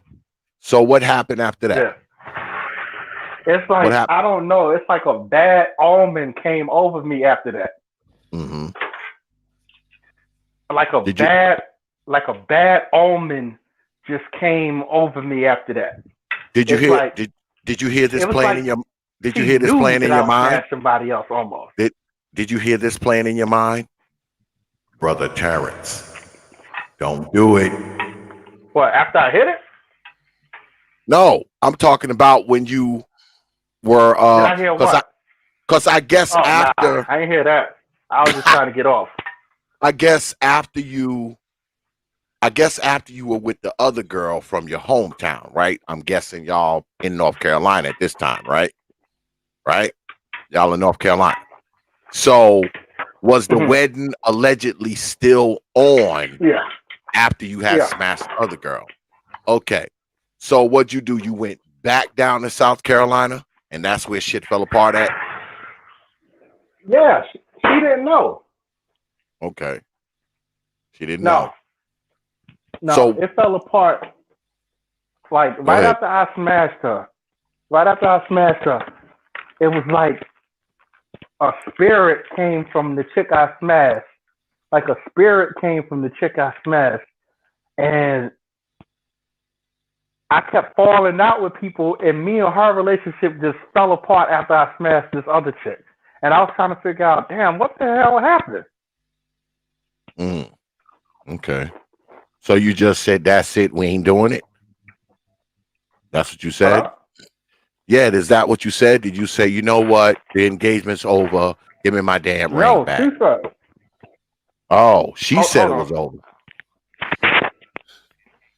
All right, hold up, man. So Terrence, how old is this chick, man? She the same age as me. We both 31. Okay. She got kids? Who are you talking about? The fiance or the chick I smashed? The fiance. No, she don't got no kids. No, none that she kept. Okay. So, all right. I'm trying to figure this shit out, man, because your shit confusing as hell, brother. Brother Terrence, your shit kind of confusing. All right, so you done hit some other chick when you went home, right? You came back here to North Carolina, hit some other chick while you was home. The wedding was still on to the chick down in South Carolina. So you head back down there and shit falls apart, right? Oh, shit. You head back down and shit falls apart. So did you go down there and you was like, hey, you know, I screwed somebody else, so get my damn ring. Why the fall apart? Get my ring back. We ain't doing this, girl. I still don't understand why it fell apart. After was on Rocky Roads. We was on Rocky Roads when I went down there to go propose to her. But it got worse. It got worse. We was arguing, the way we was arguing like a married couple who've been married for 10 years and our marriage was coming to an end. That's how we was arguing, me and her. Wow. Well, I say again, if it was to the point where it had gotten, you know, that bad, you know, right there at the proposal, why didn't you just stop and go,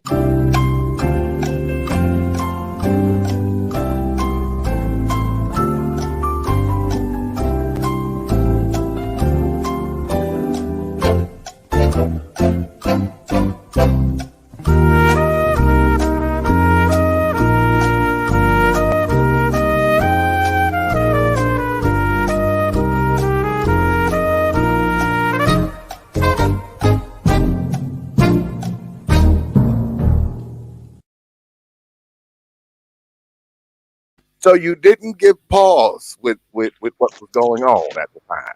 You didn't start thinking like, wait a minute, let me think this over a spell or something. You didn't thought to do that. To just be like, hold on, let me slow this down.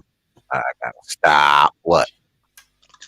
Somebody had asked me this question, and when they asked me the question, that's when I thought about it. They was like, are you in love with her? Or are you infatuated by her and you like traveling just because you get to travel? I said, damn, now that you say that, I think about it. And I had to think about it ever since that day.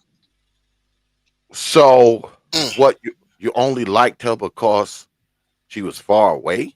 That's what you say? Because I just like the fact that buying tickets and traveling, because I haven't traveled in so long, and then going to go see her, I guess I was in love with that. Oh my God. What? He said he was what? Yeah, you heard him. So because I'll be honest with you. You were in love with the traveling to see her. You were in love with that. You weren't really in love with her. I'm not, yes, I was. I was in love with her too. She sent me my ring back, and when my ring came back yesterday, you know, some memories, all the memories that she and I had together shot through my head. And, you know, I was like, damn, I was really crushed when I got my ring back. Not that I got my ring back, but when I opened it up and saw the ring, I saw all the memories. And I said, damn. Was the diamond still in it? Was the diamond still in it when you got it back? Yeah, the diamond was in it. Oh, okay. Yeah. I'm just fucking with you, man. Go ahead. Continue. Go ahead. So she sent me back all the clothes I left at her house. I threw the clothes out that I left at her house. She sent me back my clothes. She sent me back my deodorant. I tried to get to her sister. I was like, damn. Hey, share my screen real quick. Share my screen real quick, man. Go ahead, put it up. I gotta play this shit, man. Go ahead. Keep telling your story while it's playing in the background. Ah! Yeah, tell your story, nigga. Hold on. You see what hold on, I'll pull this shit up. You see what Brother Unsunken one said, right? He says brother Terrence is a travel sexual.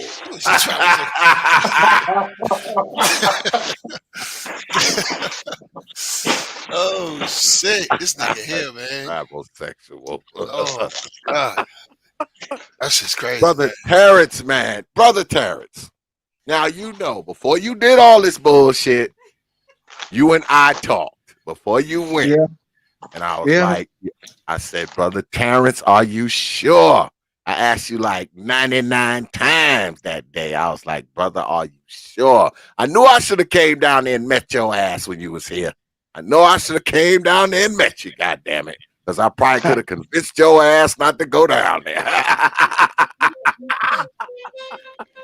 So what made you well, you said, okay, now we can start backing up. Because you said that you met your God. JSHine, you ain't shit. You said that your first wife, y'all got married after 3 weeks, right? Did I hear that correctly? 3 weeks. Yep. So what made you marry that woman in 3 weeks? Was it an arranged marriage or some shit? Was it an arranged marriage? Okay, I'm gonna be honest with you. Anybody tell you this, they lying. I had a dry spell. Okay. And she was the first woman I had messed with in about 2 months. Okay, so right after y'all knocked boots, you said, "Will you marry me?" No, I never proposed to her. I just gave her my credit card, told her to go buy her own ring. No, get the hell out of here, man. What are you talking about? Man, Brother Terrence. Brother, and obviously that marriage didn't end well because you done tried to marry somebody else. How long did that marriage last? 4 months. Oh, jeez.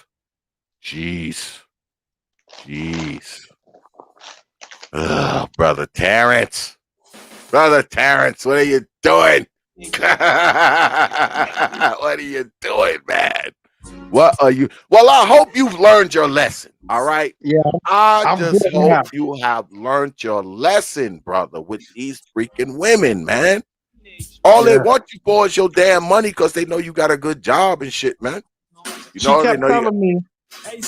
Go ahead.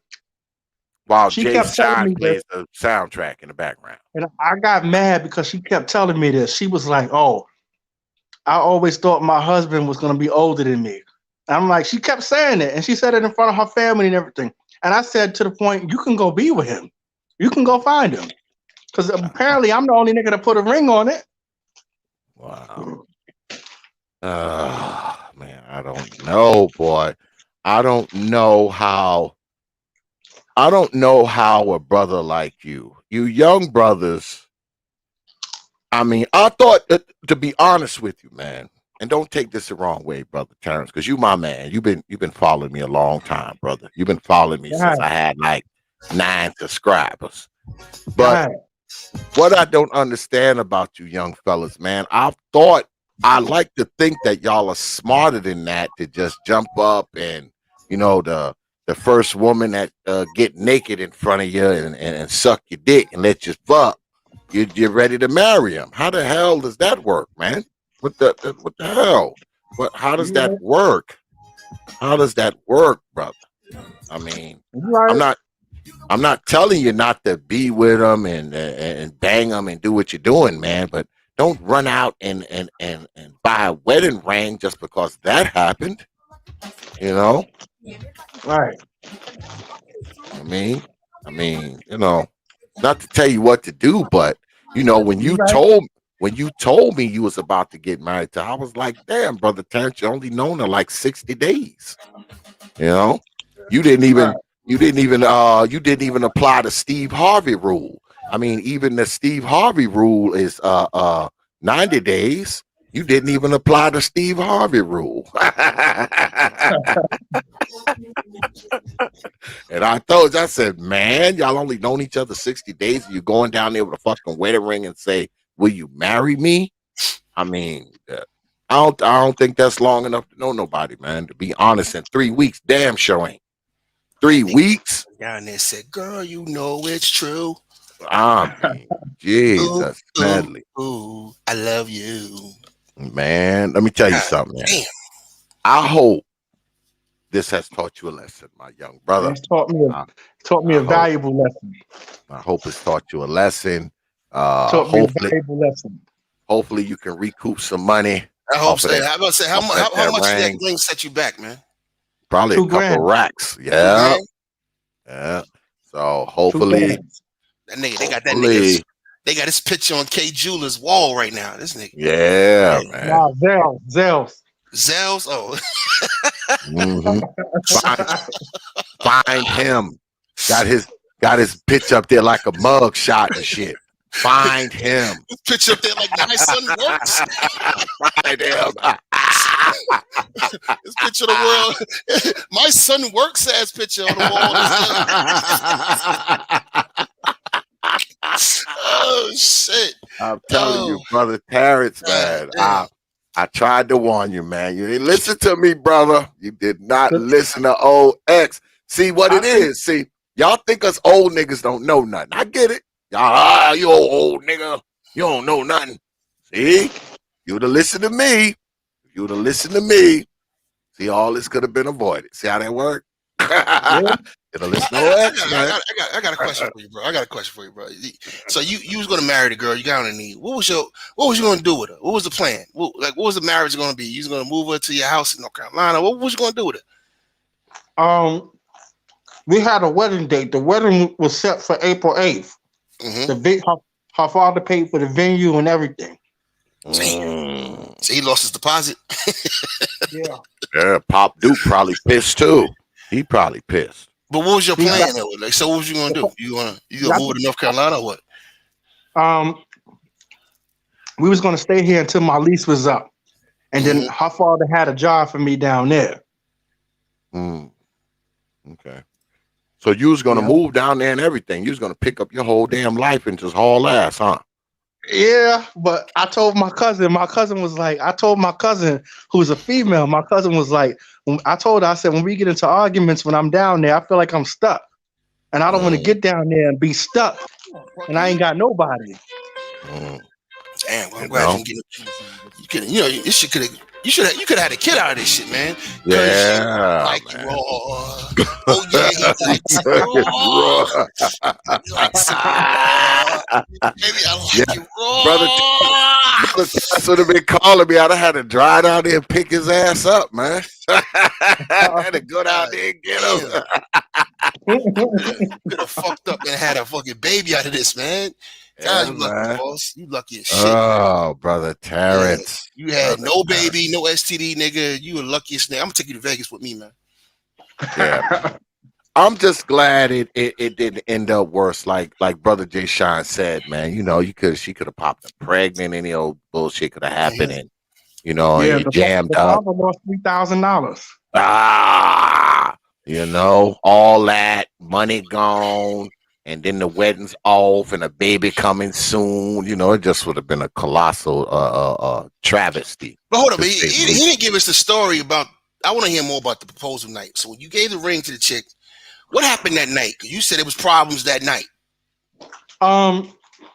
We had went to Walmart because I had to go pick up something. I forgot what I had to get, but we was already running late because we had to be to the place at 5.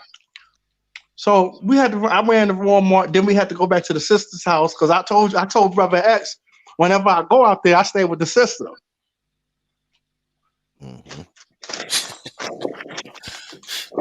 Okay. And then what happened? So we went back to her sister's crib so I can change, and she got offended because I told her to hurry up. Wait a minute. All right. Okay, go past that. Go ahead. Keep going. She got offended because you told her to hurry up. Hold up, time out. This sounds like some nigga shit. Hold up. So I got to the crib and what was your rush? What was the rush? You had to be somewhere at a certain time? What happened? I was gonna propose to her. I had her family and everybody waiting, so we was late. Oh, okay. And she didn't know that. No, she didn't. She knew something was gonna go down, but she didn't know that. Okay, so you told her to hurry up. She got an attitude with you? Yeah, I told her to hurry up. Like, I could have said it nicer, but no, I said, hurry up. I said, hurry up. He was treating her like it was one of his working bitches and shit. Hurry up, bitch. Hurry up. Let's go. Get your ass out this house, man. All right, so and she got an attitude. Then what happened? So we in the car, we on our way there. I'm trying to play gospel music so we can be more calm. And she's mad. She's mad. Good play gospel music. Boy, if you went through all of this shit, Brother Terrence, man, this girl must be fine as hell, man. If you went through all this bullshit, I mean, this girl must be super fine, and she got a fucking cape and fairy dust flying out of that fucking thing, man. I mean, Jesus Christ, brother. Now, I'm not going to sit here and flex. I'm not going to sit here and flex because, you know, she and I are not together no more. But she on a on a 1 to 10, on 1 to 10, I give her a 6. Yes. JSHine, you fucked up. Jesus, calm her down, Jesus. I'm gonna propose to this bitch, Jesus, calm this bitch down. Lord, I never asked you for anything, Lord, but I would never would have made it without you. Jesus, take the You done fucked around and came on Brother Terrence the night that I got my brother JSHine on, and unfortunately he has no mercy. This nigga was in there praying to Jesus. Jesus, take the wheel. Calm this bitch down, Jesus. I always wanted to speak to JSHine. Like, I wanted to speak to JSHine since last year when he debated MOT. Mm-hmm. Oh yeah, that was crazy. Yeah, so I'm kind of, you know, we both being from New York and stuff, you know. And I actually heard, you know, Gab from Gab Talk Media. Yeah. Mm-hmm. He was talking about you. He was like, you know, because he from DC. He was like, you know, he didn't say nothing bad, but he was like, you know, JSHine, he talked kind of fast and everything because he's from New York. Yeah, we do. I was like, okay. Yeah, we do. That's just the way we are, you know. Yeah. Especially coming out of the era I came out of, man. Shit, you had to talk fast, think fast, all that, fight fast, run fast, all that shit. You do everything fast. I came up. I'm going to say something since we all New York people. I'm going to say something, and I hope nobody listening to you, Brother X, get offended. Who cares? Oh, yeah, whatever. Anyway, New York dudes should stay with New York women. Okay. I don't know about that. Because I do. Ain't no woman like a New York chick. My wife is from Brooklyn, so, you know, I mean, my wife is from Brooklyn, so, you know. Because they understand us. You know, that box is already checked as far as I'm concerned. That's true too, man. But you know, fine with New York. I hate to say this because it's all over Black America, but I don't know what kind of dude you was coming up in New York, but I was a dog. You know what I mean? I used to have the cut house. You know, cut school. I was that nigga. I had the cut crib. So my homies and my crew, they would cut to my crib. It got so bad to the point where my mother came home one day with a big ass box of fucking lifestyle condoms. Cause she would come home and there'd be bitches under the staircase hiding from my moms and shit. It was terrible. Ask my brother. We was just those niggas in high school. You know what I mean? So my all right, this is fucked up to say. We just ran through a lot of women, man. You know what I mean? So it's like I know how New York girls get down, and I know it's not just New York. You know, I know that. You know, but New York girls fuck a lot. You know what I mean? So yeah. But I will say this though: when you find a good woman from New York, a good girl from New York, then you hit the ball at the park. I will say that. A solid sister from New York. If you can find a sister who's not a slut, who ain't been slutted out from New York, and she's a New York girl for real, and she's been a good girl. You know, had a boyfriend in high school for 4 years, and then another boyfriend. Yeah, she ain't she ain't monkey branches. She ain't on a goddamn boat and shit. Cause I got stories, man.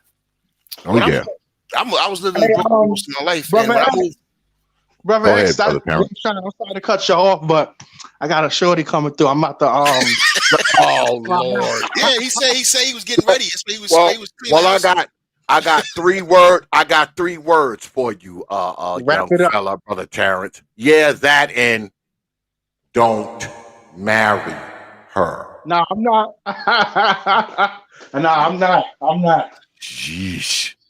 I got 3 Don't words. give her that damn ring that you just got back in the I got 3 Nah, words, nah, man. nah. Wear a condom, nigga. All right, I'm out, y'all. We'll talk to y'all later. Peace, brother Terrence. Yeah. That's why it sounded like he was in there, goddamn, moving pots and cleaning up. Yeah, he say I thought he was cleaning up after the bitch left. He said he was getting ready for her to come. Yeah. Shit, he just broke out of a damn engagement, and while he engaged the one chick, he's screwing somebody else. Yeah. Goddamn Terrence, boy. The brother Terrence a player, boy. Out there playing. Oh my God, man. Y'all niggas is living dangerously. I'm telling you. Remember that dancehall song? Niggas living dangerously. Nah, Oh Brother Yeah. Little Rock said, he'll be engaged by Super Bowl halftime. Damn. That's fucked up, man. We already know what the password is. We already know what the password is. The password is I love you. That's Terrence. it. Terrence, I love you, Terrence. Terrence, I love you. Will you marry me, girl? You love me? Will you I'm gonna marry tell you. me, Let me tell you what's so grimy about Terrence right now. He got a ring in hand. Mm-hmm. Yeah, he got a ring right now. He got a ring in hand right now. Yeah. You know, he ain't got to go back to Zales. He ain't got to go back to the cage. None of that shit. He got a ring in hand, nigga. So all he gotta say, he gonna propose tonight. He gonna propose tonight. He gonna propose tonight. Especially if she fuck around and let him hit. Oh shit! Oh man, she gonna let him hit. He getting right on the other side of the bed. Be like, that's girl, she coming over the next book. She chill, man. Ring. That nigga over there cleaning pots. He know he about to chef it up for. He about to yeah, cause see, she talked to his first wife and his first ex-wife and his fiance, and be like, and they told her, girl, all you got to do is tell him you love him, and goddamn it, you get that goddamn ring that's worth a few $1,000s. So shit, he gonna go ahead and she gonna go ahead and let him hit, and lick his balls, and goddamn right after that, he gonna be down on the floor with the fucking ring, because he said it just came back in the fucking mail. I think he said the day or the other day. So he ready to rock and roll. He'll be up here next week talking about, X, I went ahead and proposed. He'll be up here next week talking about he done proposed. Yeah. Well, he gonna pull that shit out tonight and be like, see, I knew you was the one the first time I saw your face. Yep.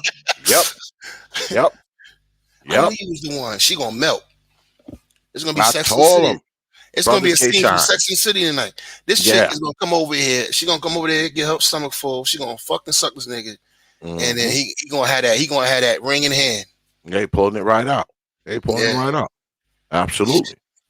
Because when he told me he was going to, because he had came up, this was, I guess before he was going down to propose. And like I said, brother Terrence, man, he's been following me for a long time. And he's like, oh, X, man, I'm going down there, I'm gonna propose, brother. And the first thing I said was like, man, how long you knew this girl? And when he said it at the time, it was only like 60 days. It was like 56 days or some shit. And I'm like, you freaking going down there to propose already? And it was some old long distance relationship type shit too. I'm like, man, you out of your damn mind. You out of your mind. I had told him, no, I said, look, I can't tell you what to do. I said, if you think it's right, man, I don't have no choice but support it, even though I fucking disagree with it. Jesus Christ. Yeah. Y'all get that marriage shit. Y'all can have that. Yeah, well, nowadays, man, things are different, man. It's bullshit now. Yeah, it's different, man. Because I had brother Macon on here Thursday, and he's a married brother too. He's been with his wife for a while. They got a family and everything. And we were talking about it, and I was telling him I can see, why brothers think the way they think now. Single brothers think the way they think because of what's out here now. I mean, back when I got married, man, it was a total different game, man. If you take ratchet culture away, right, and you take whore culture away, you just take that off the table. I still got an issue with it because the women are not serious about being married, man. They're getting divorced. It's just willy-nilly divorces left and right, man. Like fuck all that, man. It's just like look. I look at marriage as an institution, right? And if that institution was a stock, man, it's a poor performance stock. I would never invest in ever. You know what I mean? So it's not like I got an issue with marriage. I think marriage is important. I just think it should be rare. Yeah, it should be fucking rare right now. I mean, women are look, man. Every time I get to talk to a young woman, I ask her a question. I get to talk to her one-on-one. My question to her is simple. What are you giving your husband? You know what I'm saying? Like, all right, well, I don't have anybody right now. Okay, but do you want to be married one day? Yeah. Do you want a good man or you want a motherfucker like you? What does that mean? You know what I'm saying? Never mind. I always move on. And the question is, what are you giving him? You giving him a chick that had 30 and 40 niggas? That's what he gets. That's the cat that takes care of you, the one that settles down with you, the one that's gonna love you and commits to you. He gets the fucking ran through. You know what I mean? So it's like, and then you have this situation with these fucking divorces, man. I'm like, y'all can have that shit. Yeah, y'all can keep that, man. I'm good. Yeah, and you know, it's one of those things, just like everything else, you know, in the world. It ain't for everybody, you know. It's not, you know, just like everything else, it's not for everybody, man. You know. And this is coming from a guy, man. Me and my wife will be celebrating our 20th anniversary. It's a beautiful thing, man. In April. All right. And, you know, I've known my wife for like 22, 23 years. And like I said, 20 of those years we've been married. And, you know, it's not for everybody, man. But not everything is. You know what I mean? I just look at it like this. Some people, some shit ain't. I'll put it like this, X. Me and you could sit here and talk about our grandmothers, right? Uh-huh. All right. And what kind of women they were. Look at the grandmas out here now. You see what I'm saying? Exactly. So it's like, you know, something has to give. Yeah. You know, and me, I believe the men have to lead in that regard. You know what I mean? Because it benefits them. It doesn't benefit us. You see what I'm saying? And like I said, the secret to the world is people do what they can get away with. All right. So they taking advantage of what they can get away with. The only thing that's going to check it is the men. The problem is you got too many men out here who quick to get married, man. They just love too many brother Terrences. Too many brother Terrences. I think we need some old school shit. Old school marriages, man. I'm talking about even before America was, you know what I mean, was a thought. Old school marriages, man, were more of, you know, putting two people together. You know, this man does this, she does that. They put them together. You need a wife, you know, and you know, it should be a business arrangement more than anything else. And I'm gonna tell you something. Love happens or love grows. You know what I'm saying? My grandparents, my grandmother from Savannah and my grandfather from Macon, the two I was talking about earlier, they were put together by the church. Yeah, some sister was in there. I got a good guy for you. I got the right guy for you. They put them together and they grew in love, man. They had 2 kids. They lived life, ebbs and flows in life, the ups and downs. You have to, you cannot appreciate somebody if you're going through something with somebody. But the problem is you got people now who are just using each other. And you have a whole generation of 2 or 3 women who don't appreciate shit. Do you think that would be better for an arranged marriage? Because I got a friend, my girl Princella Clark. You know, I've known her for years, and she said that she's open to, you know, raising her daughter, because she's got a daughter. She's open to raising her daughter to be married to another couple's son. She said she's open, you know, to that concept of a quote unquote, you know, arranged marriage for their children. Because the marriage is not supposed to be about lust or puppy love and all that. The marriage is supposed to be our institution. It's supposed to be our family building. It's the cornerstone of any society and any community. It's a duty. You know what I mean? If I'm talking crazy, I need a chick to come up here and tell me I'm talking crazy. Because I'm gonna ask her this. If you ask any woman what a husband's supposed to do, a husband's supposed to provide, protect. Can a husband cheat? No. He's supposed to be faithful to his wife. That's duty, sister.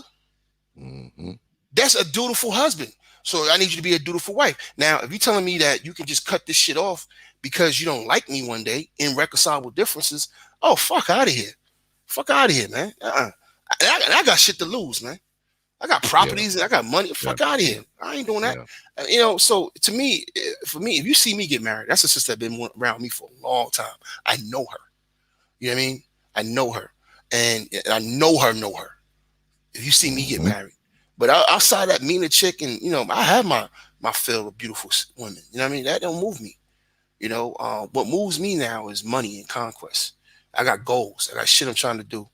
I got deals on the table. I'm trying to buy up shit. I got 2 more properties I'm about to pick up, in Virginia. So I got other shit that I'm worried about, man. I'm tired half the time. So if you're not on my time schedule, I don't give a fuck about you anyway. To be honest. I mean, if you're not on my time schedule, I don't care. I'm not trying to stop what I'm doing to cater to you. You know what I mean? Fuck how on Valentine's Day. If you see me kicking with a chick on Valentine's Day, guess what it's going to be at my crib. Well, her cooking for me at my crib. You want, okay, come over here. I'm not feeding your ego or spending time on somebody I don't know. And I don't appreciate it. Because I'm telling you right now, billions of dollars are spent every year on Valentine's Day. Christmases, jewelry, companies are making buku dollars throughout the 70s, 80s, and 90s. And they never happy. I know women living in houses, man, in fucking Northern Virginia. Not happy. Complaining all the goddamn time. And I sit back and watch that shit. And I'm like, okay, y'all keep that. You know what I mean? Y'all keep that. Why? And I can do that. Why? Because 1, my shit is tight. And 2, we live in a whore culture. So I'm like my man from The Best Man. What was that dude's name? The cat that Terrence Howard played. I might be alone, but I'm never lonely. All right, this market is flooded with lonely females. Look, if you think I'm crazy, go to fucking Tyler Perry's timeline when he put that post up. Remember that post he put up? He was showing that he's working out. I'm over 50, single, and happy. Look at his timeline. Look at all those women in their 40s and 50s who are single shooting a shot at him. That's what I'm saying. When these chicks be out here, they winning. They're not winning. It ends bad for them. I work with women who in their 50s and 60s who got nothing but fucking daughters who are single mothers. Yep. You see what I'm saying? And they working to take care of their grandchildren. This is the real world. So I don't trip off the bullshit that comes out of the women's mouths in the world. I'm in the real world. I know how this shit ends. I know how it goes. So I'm not worried about it. And I tell you what, even if y'all was winning, I don't give a fuck. You know what I mean? I'm still Jay, and you're gonna do shit my way or hit the highway. That's it. Well, I've talked about this many, many times, and I am out and about. I travel. I'm back and forth to places when I work. I travel with my wife. I'm at supermarkets and all that kind of bullshit with my wife. So I see these women in their 40s, 50s, 60s, 70s, and 90% of them alone. Yeah. And you can tell that they're not just alone. They're lonely. I mean, you see these old ladies, man, they in their 70s, man, and they barely getting along. They can barely lift a bag of groceries. They can barely load the car. They can, and it's crazy because a lot of times, like when my wife going to like the big box stores and shit, let she beat me in the head, I don't go in there. I drop her off in front of the store and I go in our park and I smoke me a cigar while she in there. And when I see her, come to the door, I pull up to the door, and she get on in the car, and I load up all the shit, in the truck or whatever. And you can see the women watching. You can see the women watching my woman. You can see them watching my woman. That is X. That is X. That's an exercise of punishment and reward. That's how you exercise punishment and reward. That's one thing I wanted to say to TVA when he was here earlier. They be watching, boy. They be watching like it's called punishment and reward, right? You know what I mean? So like, if a sister's out of line, you turn your back to her. Mm-hmm. But if you meet a sister that's tight and she ain't on the bullshit and her head's right, you reward her. Mm-hmm. And you let it be known that's who gets rewarded. That needs to be the shift. That's right. They try to flip the game and to try to decide who gets what as far as what men get. No. We make the standards. The thing is, we don't live by it. When we cross the picket line and marry a slaw, you know what I mean? When you wife up a slut, you know what I mean? You fucking the game up. Yeah. You know what I mean? When you got a disrespectful chick who's out of pocket, We ain't gonna support nothing you do. And you wife that? You see what I'm saying? I'm not trying to blame the men. I'm saying that, look, You done fucked up. I'm about power. I'm about power dynamics. All right. That's what I'm about. Power dynamics. I understand how power dynamics work. And I want us to be in a power seat. I'm not waiting for her to change. She's either going to change or she's going to end up alone. That's it. That's it. There's nothing to talk about. Now, I'm talking about being ruthless with the shit. They ruthless. When they don't want you to see your kid, they ruthless about it. When they done with your ass and they ready to break up, and you come into the crib like, come on, baby, let's work it out. And she's talking about, come on now, get off my porch before I call the cops. That's being ruthless, man. They don't care how you feel. This is business, family. She's handling her business. Y'all niggas need to handle yours. Oh yeah.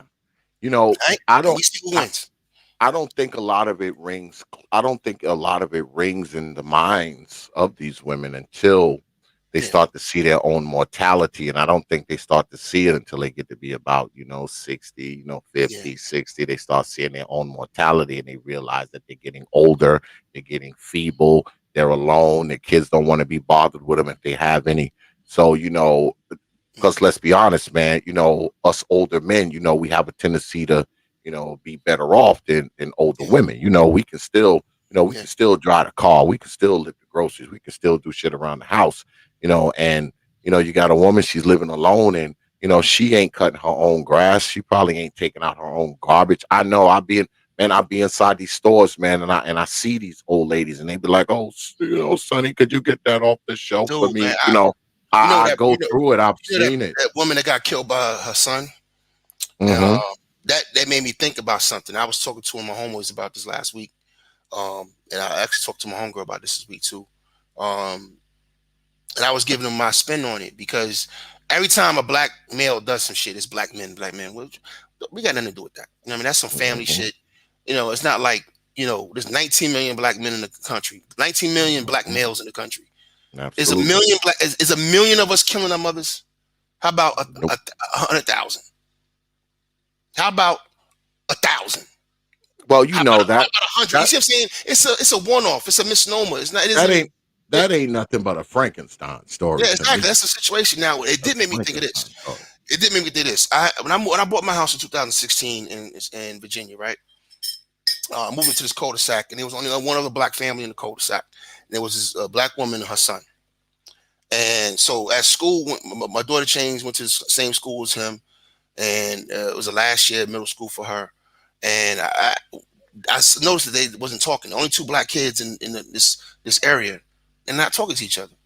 So I asked my daughter, I said, why y'all, you old boy don't talk? The only two black kids, they don't talk to each other.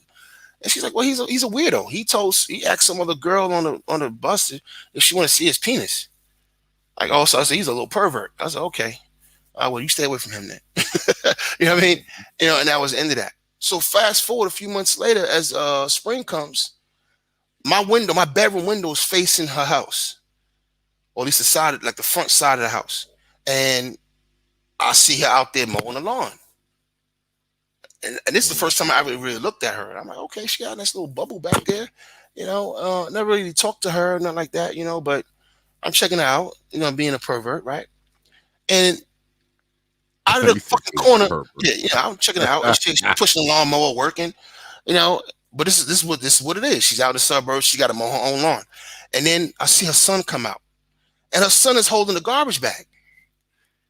I'm like, what the fuck is this? So fast forward to the fall. She's out there raking leaves, and her son is sitting there holding the bag. So my issue is we don't know enough about that situation to even talk on it. We don't know how that boy was being raised. Yeah. You know what I mean? White kids flip out all the time because they're spoiled. They got it to the point where spoiled rich kids, they got something called affluenza for them. They can kill 4 people and get off. Absolutely. You know what I mean? So we don't know what the fuck, how these kids are being raised. You buying them fucking video games. You buying them this, you buying them that. They sit in the house. They don't do shit. You ain't making them clean nothing around the house. You ain't making them do no yard work. They ain't got no chores. You know what I mean? And then when they get 18, you ready to kick them out. Of course they going to spaz out. They scared to death to go out there in the world. Now, and we don't know if there's any we don't know if there's any mental issues. Yeah. So what you're seeing is a lack of compassion, for our own community. What I mean is every time something bad happens, look at these niggas. You know what I mean? And we got to stop doing that shit. That's a one-off. All Yeah, right? that's just a Frankenstein. Yeah, That's probably just a Frankenstein story. You know, yeah, she probably you don't even have created. 100 black boys who've killed their parents in the last 100 years. Yeah, that's true. All right, you know what I mean? It That's just true. doesn't happen like that. It's just not. It happens more often in the white community. You know what I mean? They do mass killings all the time. Even when they go out and kill other people, they already killed people at home. Yeah. You know what I mean? So, you know, that's not normal in our group. And then the leapfrog past the person that raised him, I think is crazy to me. You know what I mean? You don't know how this woman was raised. She might have raised a spoiled brat. Yeah. You know, so and I thought about that because I remember like it was yesterday watching this woman break her own leaves and her boy holding the bag. And this kid's like 12, 13 years old. Mm-hmm. Pushing a lawnmower. He's standing there holding the bag. I'm like, what the fuck? What kind of shit is this? Well, that's just it though. Like, I mean, if you raise these dudes, you know, because I have sons, you know, and I know how I raised my sons, you know, when they were coming up, and you know, I raised them to those motherfuckers took out the garbage, they raked the yard, all right, they cleaned their room, and guess what else they did? They unloaded my damn truck and shit too. When I pulled up in it, and they had to shut the fuck up. you're goddamn right. So I mean, if you're raising boys, and you're raising boys to not have any sense of responsibility, because I know when I was a younger guy, I had chores like a motherfucker, and I used to go to work with my father when I was a little kid. I tell everybody all the time, shit, I've been working ever since I was like 8. So I mean, if you groom a boy up in that, that's what he'll carry out with them. And what often happens with these women is they let these boys, like you said, they lay around, they play video games, they don't do shit, they have no chores in the house, they ain't been trained to do nothing. And then the dude gets to be 16, 17. Now she want to try to train him. Now she want to try to make him responsible. Now she want to try to make him, you know, do something. But you've let him like lay on his ass for like fucking 10 years. You know, and now you're going to jump up and say, "Be a man." Like, you know, it's not going to work. It's not going to work. It's just, so like that sister, back to the sister in my cul-de-sac. She would turn her nose up at me. You would think, look, I'm moving in the community as a single dad, one income. You know what I mean? Mm-hmm. You know, that's not normal. Everybody in that cul-de-sac, these are white couples, and both, you know, couples are working and shit. I'm in there, you know, and you know what I'm saying, by myself. So I would wave at her. She wouldn't even like wave back. Like, you know, she couldn't talk to another brother, you know. So I'm not taking it too personal because I really didn't see her talk to anybody, you know, in the cul-de-sac. But maybe she just didn't talk to nobody. I mean, that's how she was. But all I would say is this: that's another example of a woman raising a kid, or raising a man to be exactly the kind of men they complain about. You know what I mean? And you know, he has no sense of responsibility, and he's out on buses, according to my daughter, asking other girls. You know, he asked my daughter, he asked other girl, some girl on the bus, if she wants to see his penis. So she's raising a goddamn fucking incel. Mm-hmm. You know what I mean? A perverted incel over there. That's what's coming out of her crib. You know, but it would be, you know, black men's fault. That's like, you know, we gotta get off that shit. The thing is, we gotta stop playing into these gender war nonsense. All right, we gotta keep everything even, keep it, common sense. Same thing with Harlem, right?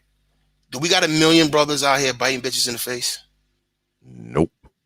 How about 500,000? Nope. 100,000 X? Nope.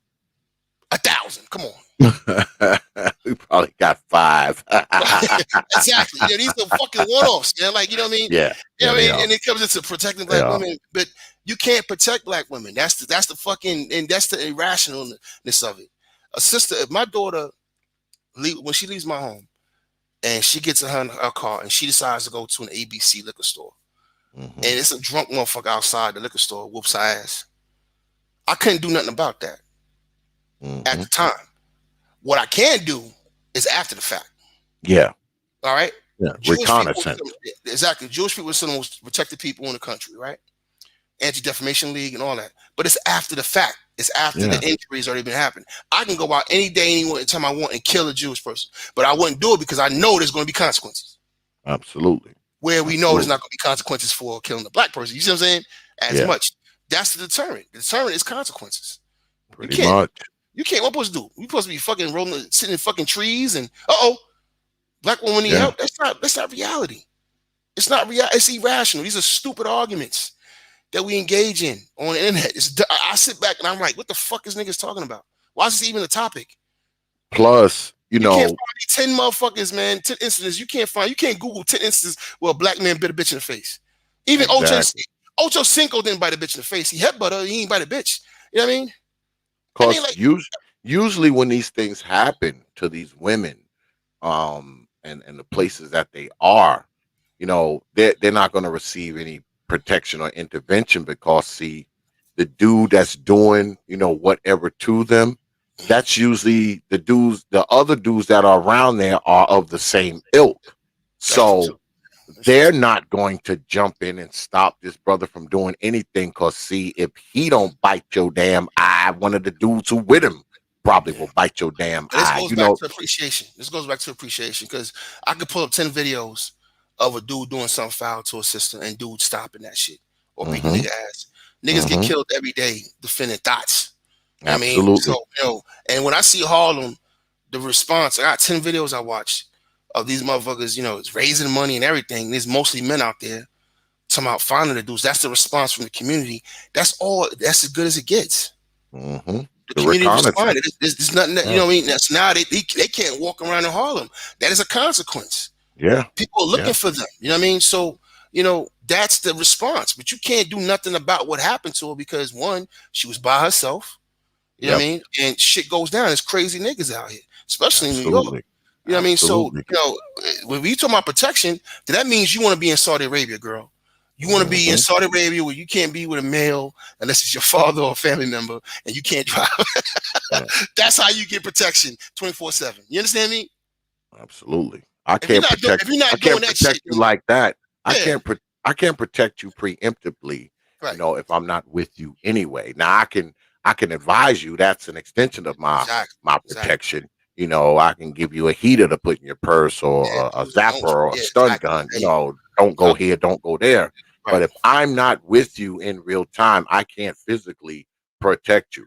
The only thing I can rely on is what I've taught you, and you know, whatever weapons I've given you to put in your purse. It's irrational. The conversation is fucking irrational, and that's why I will never entertain it. Anybody came with that stupid ass argument, man, conversation, I'm gonna cuss them out. Like, you know, get the fuck out with this dumb shit. This is stupid talk. All right. Hey, you can't find me 10 motherfuckers on the planet, not in the planet, in America. 10 brothers that bit a bitch in the face and made the news. All right. You can't find 10. You can't find me 100 black men who've killed their parents, let alone their mom, in the last 100 years. Since let's go to, I'll give you all the way back to the beginning, the end of fucking Reconstruction. How many niggas killed their parents? You know what I'm saying? It's when you think about it like that, you know, we don't push it in context. Plus, not only that, I guarantee you there's more brothers that are in prison for killing somebody over their mama as opposed to being in prison for killing their mama. I'm going to say this is going to sound real fucked up, but I say this as a father to a daughter and the oldest brother to 4 sisters who I talk to regularly. At least 3 of them I do. One of them, you know, she, you know, we fell out a long time ago because she kind of wants to do what the fuck she want to do.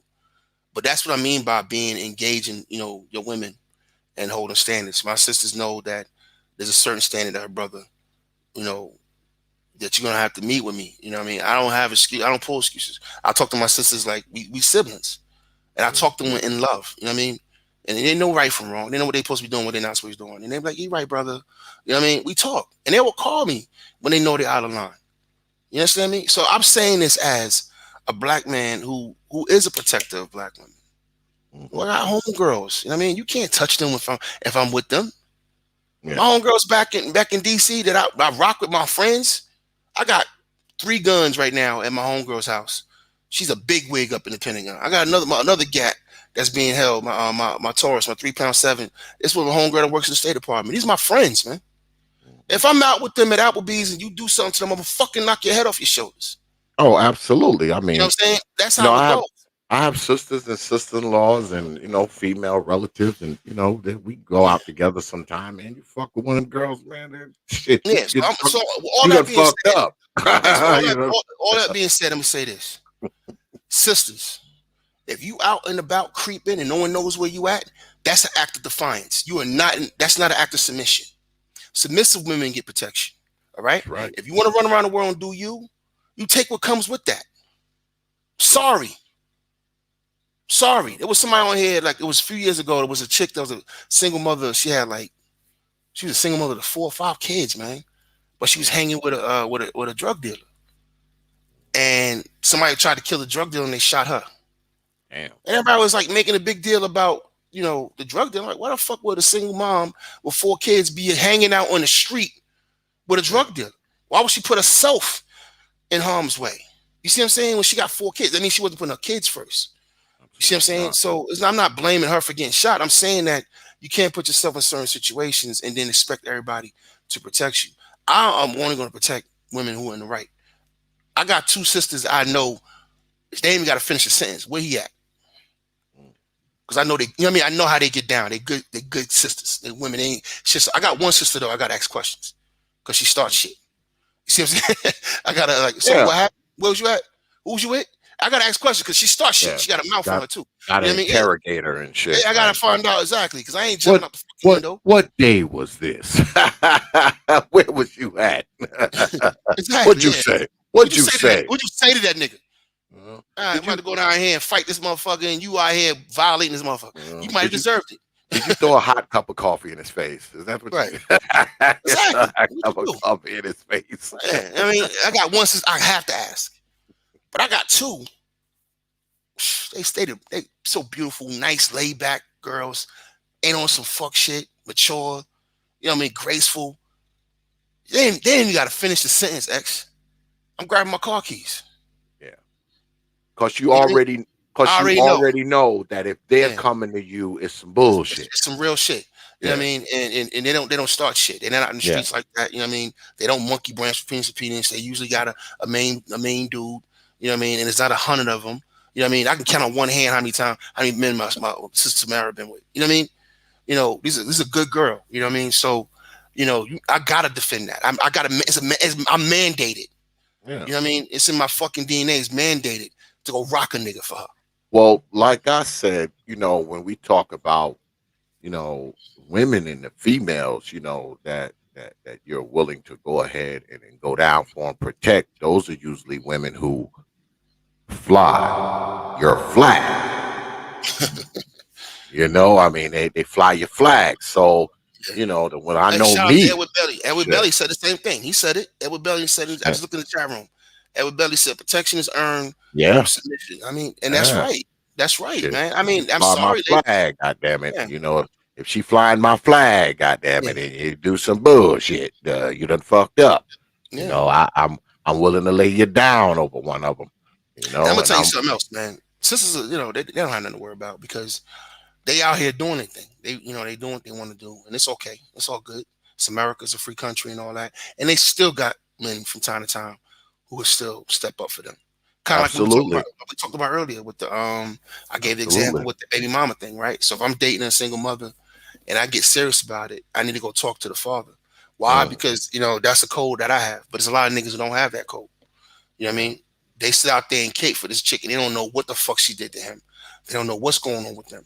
He's just stepping in, a new guy, and he riding with this female, and you don't know what's going on between those two.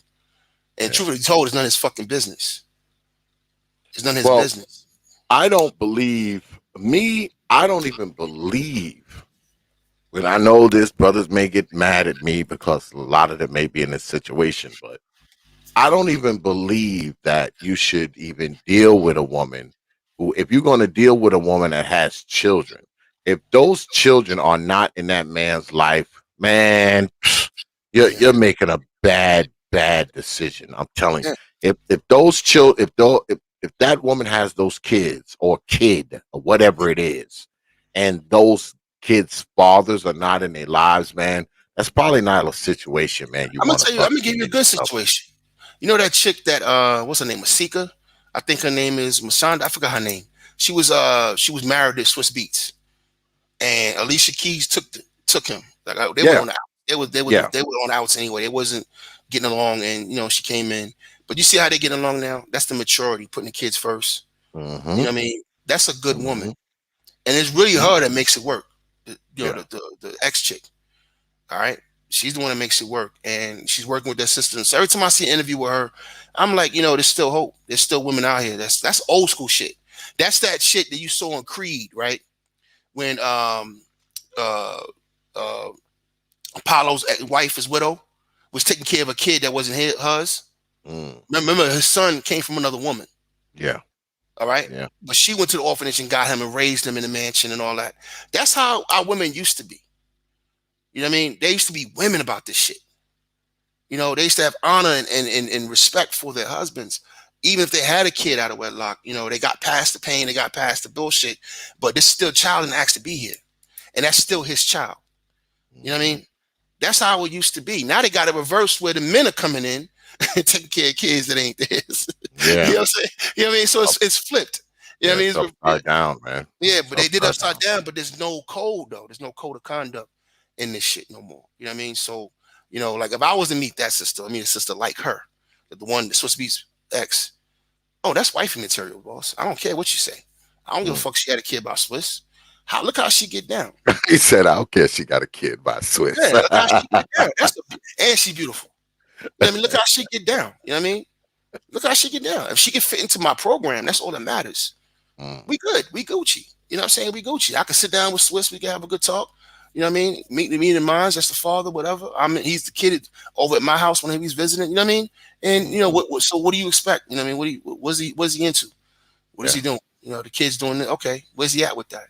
Oh, he's weightlifting now. He's trying to run track. So what's his time? You see what I'm saying? We can bond over the kid and do our duty as men, as parents, because the kids didn't ask to be here. It's true. You know what I mean? Now that's not no ghetto ratchet shit. That's not no Keisha Cole shit. All right, that's not no K Michelle bullshit.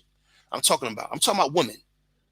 I'm talking about a woman. And that's why I used her as an example, because you can't hide from that. I don't give a fuck how you feel about single mothers. If you go and look at her interviews, nigga, and see how she handled that situation, you're going to have to fall back on that a little bit.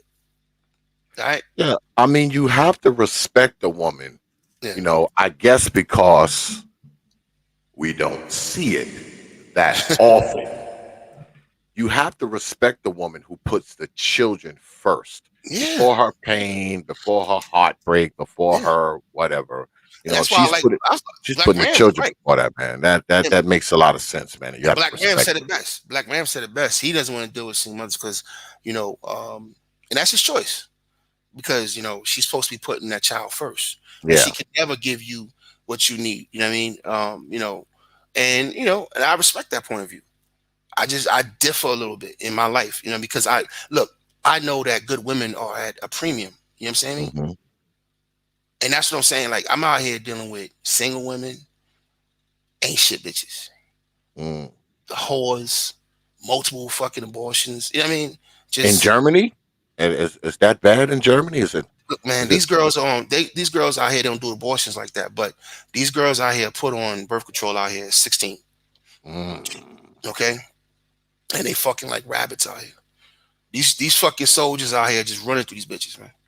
Wow. You understand me? And then they gonna then when these motherfuckers gonna come over here, get stationed over here in his 30s, he gonna meet one of these chicks. Once she calmed down, she done had her fun, and then he gonna wife her. You're gonna pull a Karen.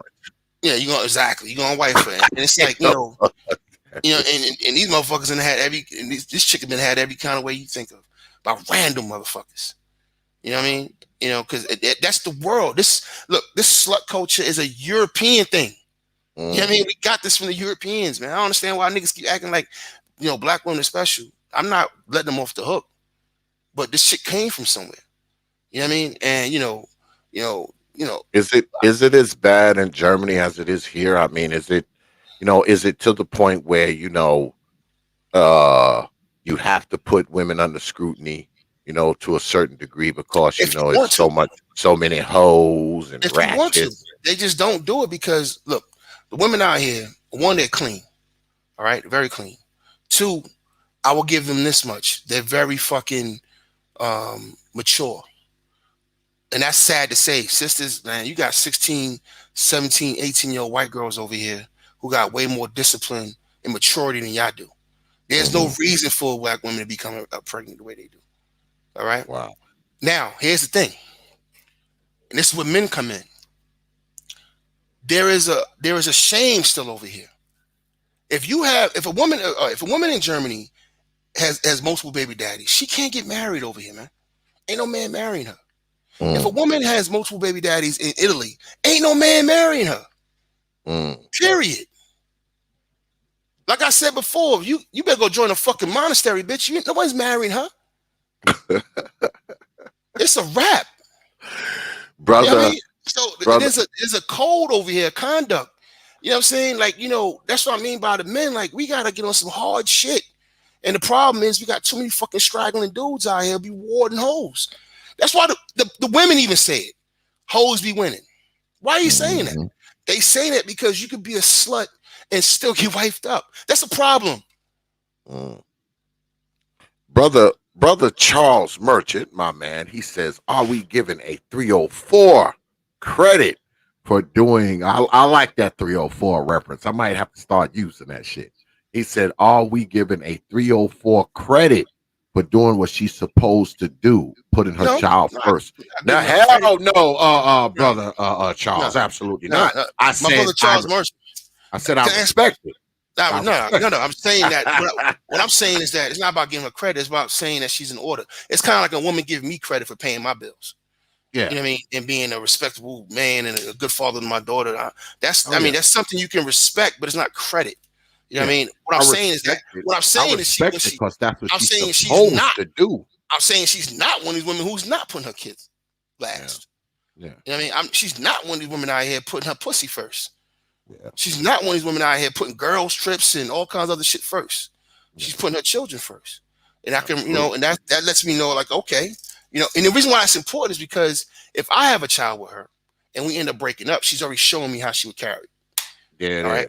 You know what I mean? That she showed me how she would carry it. You know what I mean? And I gotta respect that because what she's doing is not easy. And she's in an environment where she can get away with the bullshit. Think about that. So Charles, think about it this way, my brother. She's in an environment that I'm talking about. Let's go back to Swiss Beats ex-wife. She's in an environment where she can be on some bullshit. She'll have full support from the fucking Sisterhood of Failure. She will have full support from fucking, all these blogs if she wanted to be on the bitter bullshit. But she's doing what she feels is right. And I gotta respect that. That's all I'm saying. Oh yeah. Gotta respect it. I respect, and she fine. You know what I mean? And she fine. Doing what you're supposed to do. Yep. I mean, you don't get all this extra credit, but you're just that. You're someone doing what you're supposed to do. So, it's kind of hard to throw anything negative at you when you're actually doing what you're supposed to do. Yeah. Take care of your responsibility. Good women right now, Charles Merchant, man, this shit is slim pickings, boss. Because you can let's take single mothers off the table. What do you think these other women are doing right now? It's fucking Saturday. What do you think they're doing right now? Fucking a random nigga. Like, you know what I mean? And then you picking her up because she ain't got no goddamn kids, acting like, well, I could throw the same question back at you, bro. Like, is you gonna give her credit for doing what she's supposed to be doing because she's single with no kids? You see what I'm saying? You know what I mean? Like, I'm looking for what I care about is brothers having a good woman on their side, a good woman. And I would never tell a young man to get with a single mother because he's not ready for that. Oh, absolutely not. He's supposed to be building his empire and traveling, having fun. I'm 43. You know what I mean? I'm in a different position. All right, I'm in a position to take care of 2, maybe 3 women if I really wanted to stretch it. You know what I'm saying? If I really, I got that kind of paper. So it's like the money's not the issue for me. The only issues I care about when women's a character, how she carries herself, does she fit in my plan? Can she go with what I'm doing? If she can't go with what I'm doing business-wise, then it's not even nothing else to talk about, whether she's a good mom or not. Then I'm looking at her as, well, okay, how is this single mother thing going to impact me? You see what I'm saying? And if she has her shit together, then I'm not going to hold it against her. You know what I mean? So I got hard boxes to check on that. I just can't rule single mothers out because I know how some of these single women with no kids are getting down. Yeah. I know how they getting down. So, it's fucking, Pornhub out this bitch, man. It's Pornhub out this motherfucker, man. You know what I mean? Charles, I swear to God, it's Pornhub out here, man. You know, and these are the ones you really got to watch out for, because these are the ones that they like Claudia Jordan type motherfuckers. All right, Claudia Jordan ain't got no fucking kids. You feel me, Charles? But she would sit on fucking Corey Holcomb's show and talk about how she had 11 abortions. Mm-hmm. Yep. You see where I'm coming from? Yep. You see what I'm saying? So these motherfuckers that's a horrible bitch. That's a ruthless bitch. You know what I'm saying? So I'm looking at other things, man. And then I'm out here in the world, and even if you go to third world countries, the hoeing, and you know that's going on down there, the sex tourism, then you're out here in Europe, and then the women are just doing what they want to do. And it's like, okay, take it off the table. Take it off the table. You got feminism. Feminism got you jobs. Take care of yourself, bitch. That's all I can say to you. That's all I gotta say to you. No mas, no beef, no disrespect, nothing. Matter of fact, let's go get a stick together. Let's go get something to drink. All right. You got a job, you're doing your thing. Got you. Okay, cool. Let's go get something to drink. And maybe, I might let you smash tonight. I might let you suck it tonight. I don't know, you know what I mean? But I'm not hating. What I'm not going to do is wipe you up. No ring. That's what I'm not going to do. Yeah, I'm not getting a knee. You know what I mean? I'm not pulling a one out this bitch. You know what I mean? Ain't no bending knee shit going on, right? Fuck out of here. This shit is all business for me. And the problem is, it's too many tender dick niggas out here who keep getting caught up in the game. Yeah, y'all, if y'all hit me up next week, I'll probably have Brother Terrence up here, and he'll be telling you how he proposed the night that we talked. I think Little Rock said he's gonna be. No, we gotta get him to the Super Bowl, right? Super Bowl is next Sunday. Yeah, Little Rock said Super Bowl's this Sunday, right? Yeah. Oh yeah. He said he'd be engaged by halftime. Yeah. That's going down tomorrow. God damn. Motherfucker be engaged. God damn it. Oh my God. Be engaged by kickoff and shit. I think it's gonna be Jesse Powell tomorrow. There you are. He'll be hitting me up. He'll be hitting me up talking about ex. God damn it, I'm getting married. Because when he hit me up, it was ex, I'm getting married. I was like, God damn, you just met her. You just met her 55 days ago. God damn it, how the hell that Panani was glycerin, nigga. You don't understand. Well, man, I'm telling you.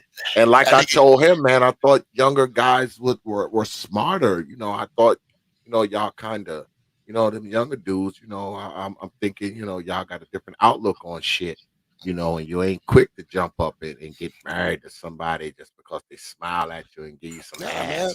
We all get caught up, man. That's how I had my baby, This shit was fire. My baby mom, man, her body was immaculate when I had her when she was 21, 22. Immaculate, nigga. Like my man's Plies said, it smelled like water. Water. That shit smelled like water, nigga, water. Shout out to Plies.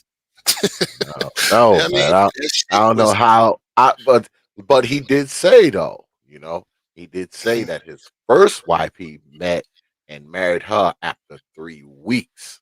And he said it. I guess it was some.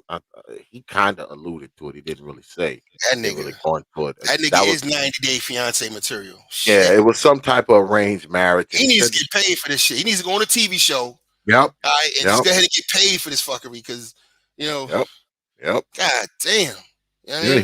He said that marriage only lasts like 4 months before they, I don't know if they got a divorce or an annulment or what. Because I know he had told me about it a while back, but I don't really know the specifics of it. I don't remember the particulars, but shit, my bad. I stopped sharing my screen. Yeah.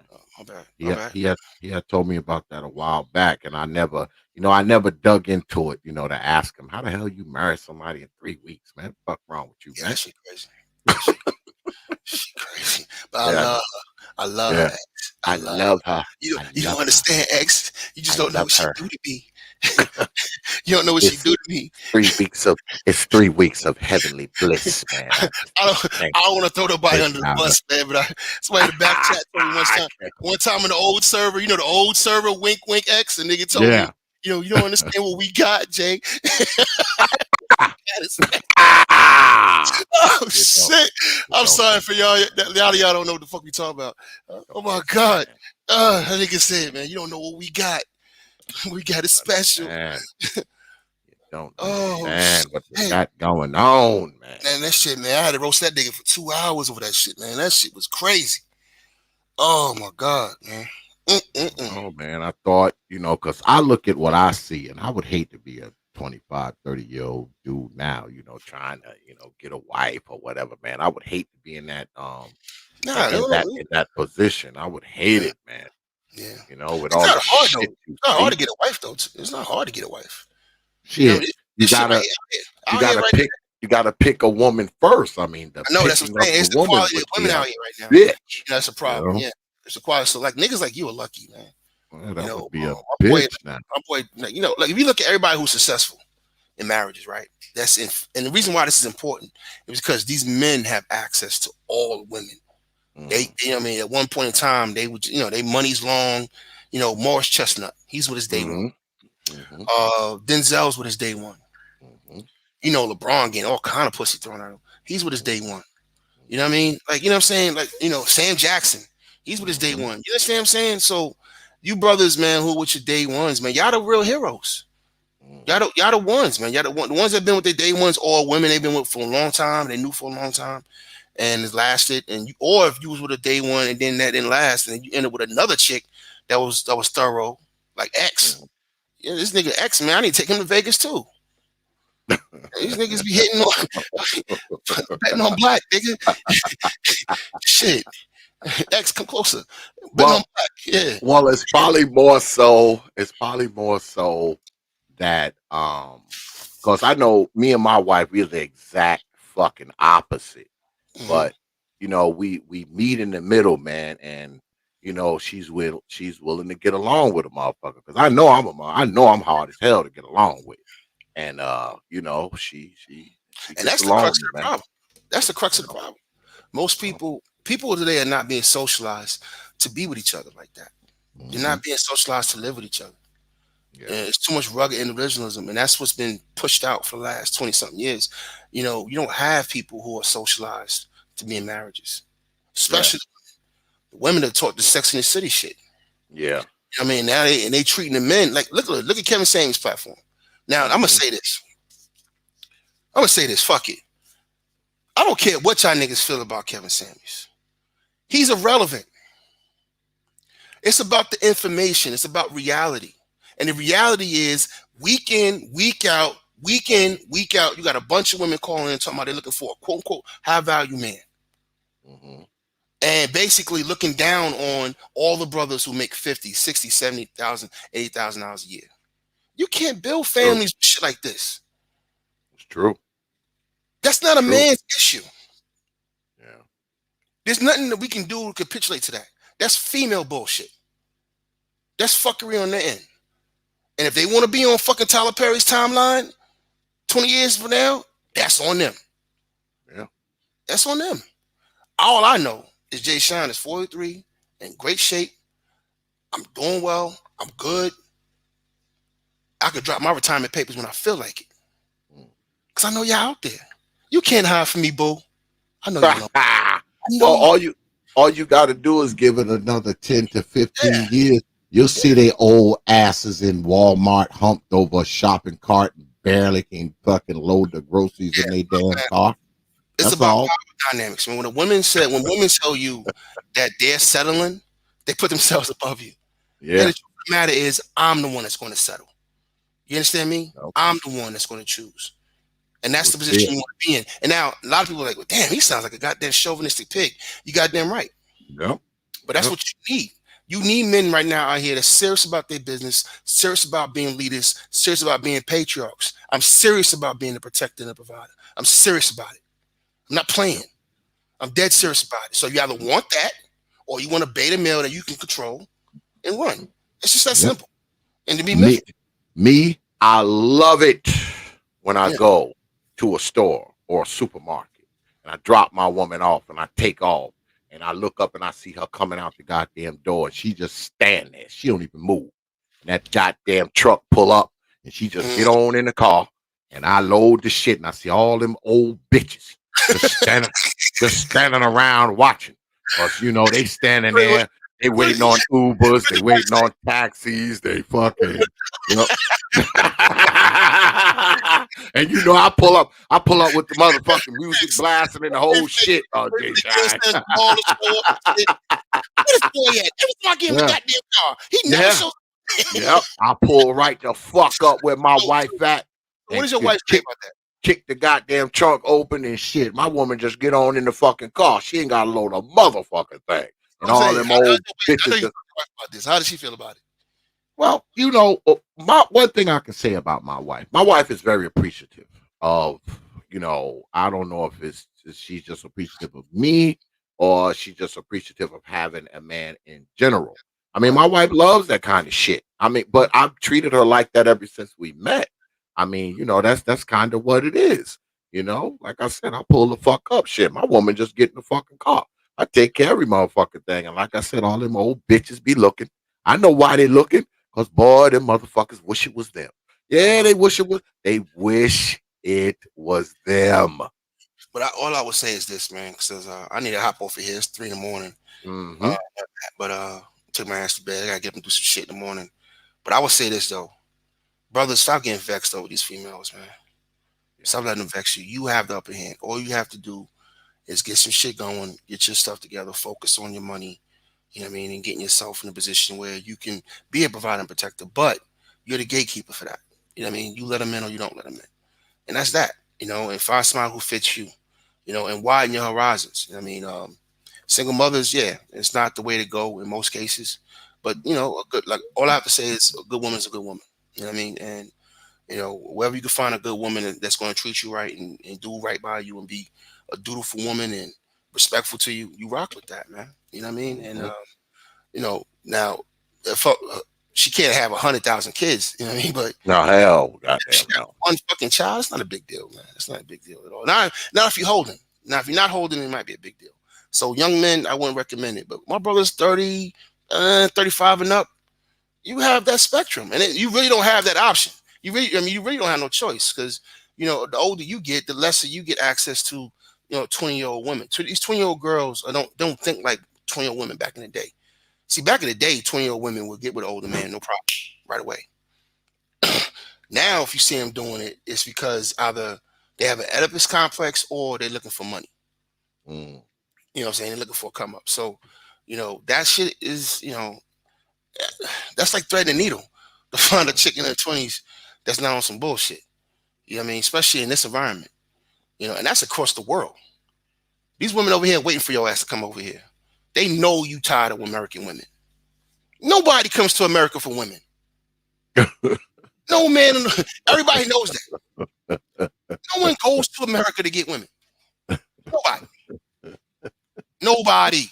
Let me say that one more time. Nobody, nigga, comes to the world, to America to get women.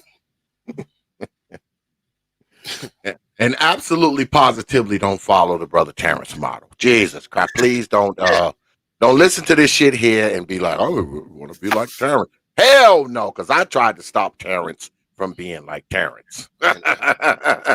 Don't follow his model. Again, don't hurt me again. That nigga have a teenage love. I'm gonna hit him up next week, boy. I'm gonna hit him up next week. Like, motherfucker, you married? Don't tell me you got damn married already, motherfucker.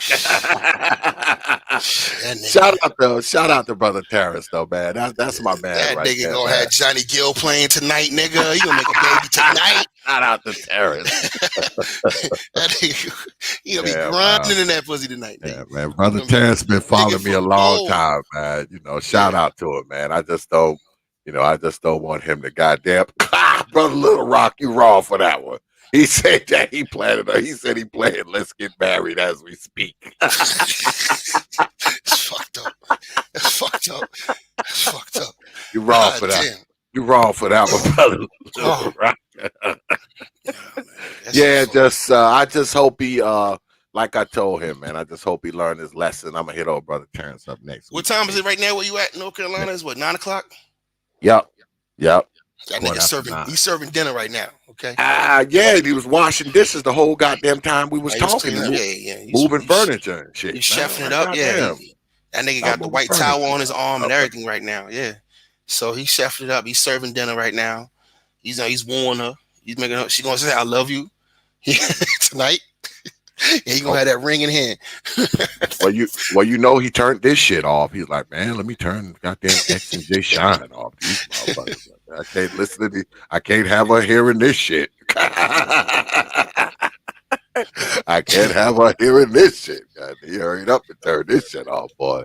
But Yeah. Terrence, brother Terrence, if you happen to listen to the replay, man, I just got one thing to say to you, my brother. You my man, but I told you so, brother. I'm just saying. And wear a But condom, nigga. Wear a condom. oh yeah, Shit. that too. Oh, dirty bastard ass nigga. Hopefully you got some condoms in the crib. He drinking bath water right now. Nah, he's just running it right now. Lil Rock, it's still early. It's still early. He's running the water right now. He's running it right now. You know what I mean? And he's lighting candles right now. You a little early, Lil Rock. That comment will be correct in about 2 hours. Mm-hmm. Absolutely, man. Jesus. Oh my man Terrence B, man. Good luck, boss. You know what I mean? Yeah. You out there, brother. man. Shout out to brother Terrence. Please don't get none of these chicks pregnant, man. Yeah, man. And let me get off here. X, man, it's been real. Yeah, man. I appreciate you coming through, my brother. We was gonna do a ranks and roast, y'all, but it turned into some other shit. But I like the way it turned out, so fuck it. It's all good. Holla at me, man. Hit me up, man. No doubt. We talk. My brother. Peace. Yeah, just got off the line with my brother, JSHine. Y'all already know, goddamn JSHine is royalty at the T.P.O.T YouTube page. And yeah, well, we was gonna do a ranks and roast, because y'all know we do this rank and roast shit, but he got up here, brother TBA got up here, and they got to talking, and then brother Terrence came up here and came up here talking about how he liked to marry women in the run of a few weeks after meeting them, as opposed to a few months or a few years. That all went on. So the whole ranks and roast thing just never kind of took shape. Yeah, it never took shape, folks. It never took shape. But yeah, we're gonna do another one. Y'all know we're gonna do a ranks and roast. Because I know y'all like those, man. Those ranks and roasts, they fun. We have a good time. They're light. It's not serious. It's not, it's not a heavy conversation. It's not a heavy show. And I know y'all like them. If you want to be part of the ranks and roasts, or you want to come up here and participate in the ranks and roast, there's the email. We're going to be having an in-stream audience, once we finally do one. We're going to have an in-stream audience. I have 2 spots left, because y'all know what this StreamYard crap, you can only have 10 people, and I already have 6 audience members. Yeah, because you can have 8 audience members. So I already have 6. So I have 2 spots left. So if you want to be part of it, hit me up, send me an email, prophetofthought@yahoo.com. It's prophetofthought@yahoo.com. And hit me up, man. And like I said, if you want to be part of it, if you want to participate in it, if you want to come up here, you want to do some roasting, or you want to roast against somebody, just hit me up. And y'all know how we do it here. The same way we do the debates and all that kind of shit. All I got to do is get a request, and y'all know you'll be right up on here talking shit. So, just hit me up if that's what you want to do. Yeah, we're going to go ahead and close out, man, because shit, we started early tonight, man. We started at like 6 o'clock. So, we already damn near 3.5 hours in. I'm going to go out, smoke me a cigar, fuck with my wife, that kind of shit. So I'll be seeing you Negroes later. But yeah, like always, let me get this shit up here. Like always, I appreciate you good folks, man, coming through. You know, I know y'all was looking forward to the ranks and roast, man. I know y'all was, man. But you know, we got into some other shit, man, you know. Pretty solid conversation, you know, took place, man, up in here. But we right back at it, man. This Wednesday, we definitely gonna do a show this Wednesday or Thursday because I keep saying this, I actually got a special guest, man, you know, for y'all. And I'm probably gonna hear from them tomorrow or the next day. So y'all just look out for the thumbnail and all that kind of crap. And also down the road, man, I believe, yeah, February 18th, the one and only, my man. Let me move the shit from his face. My man. Brother K.I.T. will be here, man, on the 18th. And those of you who know Brother Keep It Techie, y'all know Brother Keep It Techie is the official timekeeper of the T.P.O.T.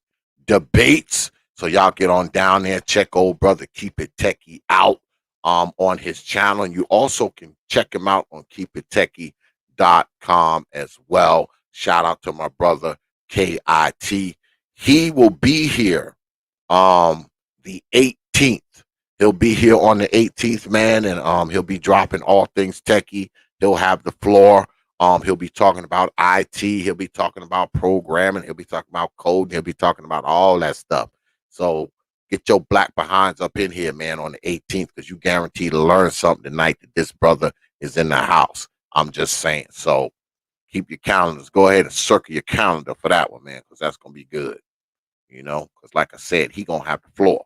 So my ass ain't going to be talking. I'll be listening with the rest of y'all. All right? All right. So I'm going to go ahead, man, run a few of my damn commercials. And after that, we're going to peel on up out of here. I will see you good folks on the other side of the break. Open your mind. Hey guys, T.P.O.T. on Facebook, Instagram, and Twitter. But you knew that already.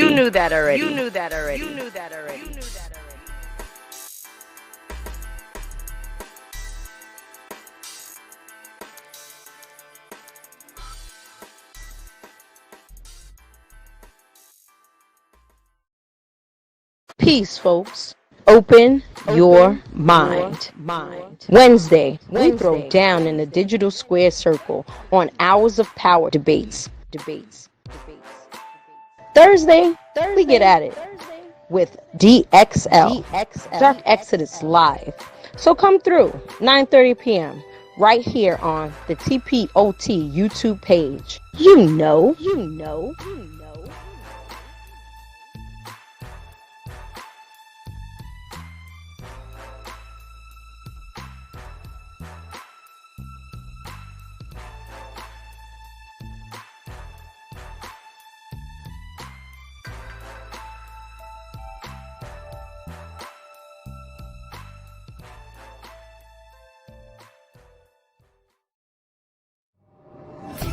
Heard the voice. You know the name. You've waited long enough. Little Big Nate has arrived, and it's on.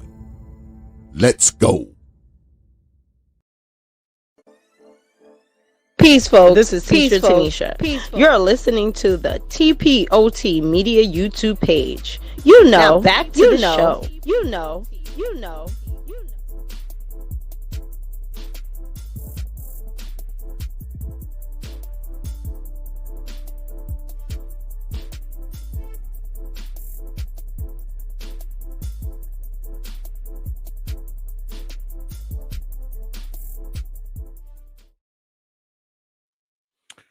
Yeah. We're going to go ahead, man, and get on out of here, man. I appreciate you good folks, man, for stopping through on a Saturday night, man, and spending some time with us. It's always a pleasure. And don't be discouraged, because we will be doing a ranks and roast. What I'm going to do, this is what I'm going to do for the next one, y'all, just for y'all good folks. I'm going to go ahead and I'm going to plan it.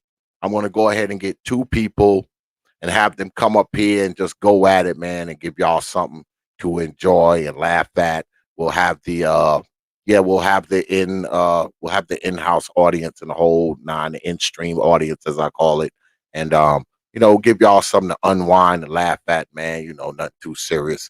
That's what I was going to do tonight, but it turned into serious conversation. This was supposed to be about roasting and ranking and talking shit, and it ended up being something serious. Who knew? It's sort of like you go to a fight and a hockey game broke out. You come to the stream and expected, it to be some comedy and hilarious shit, and some serious shit breaks out. So, it happens at times, and I don't want y'all to be disappointed, because this is a series and we will be doing it again. So, I'll touch base with y'all, man. And, once again, man, I appreciate y'all coming out tonight, man. I appreciate the Cash Apps and the Super Chats as well. So, with that, I will leave you good folks. And shout out to the brothers who came through, man. Brother TVA, of course. My man, Brother Terrence, and of course, the guest of honor, my brother, JSHine. So get on down there, man, and check everybody out, man, and show them some support the way you showed me support. All right. So with that, I will leave you good folks with 3 words, like I always do. Open your mind. Welcome, Frank, and ropes.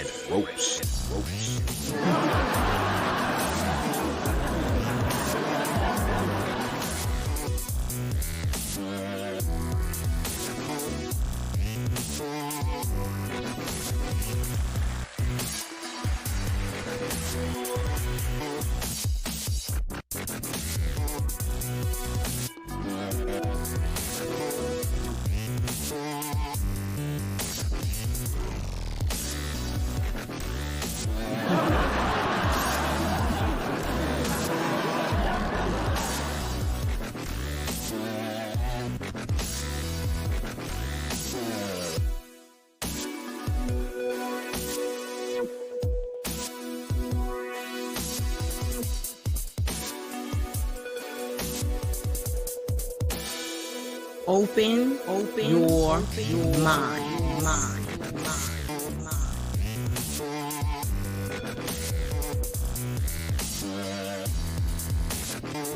Ranks and ropes.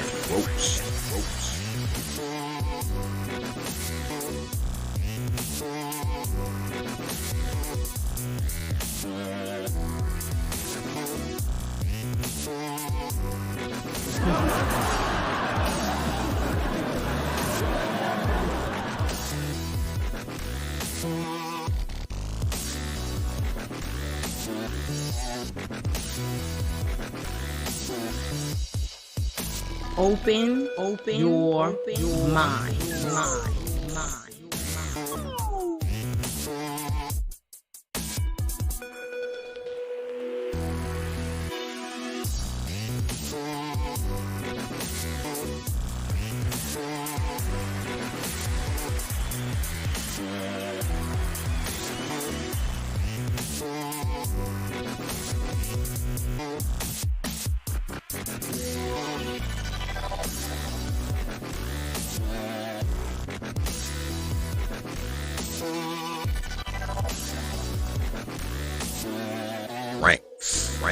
Ranks and ropes.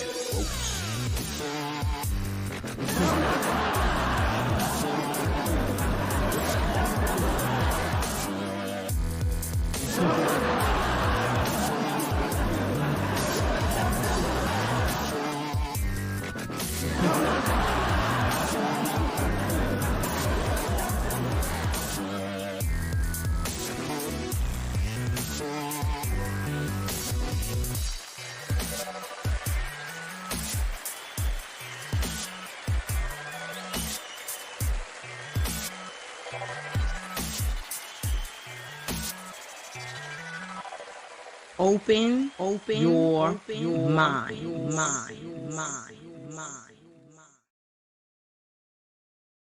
Only from the Prophet of Thought Series Media.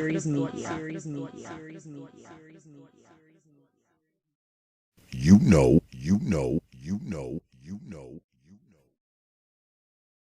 Open your mind. Open your mind. Open your mind. Open your mind. Open your mind. Open your mind.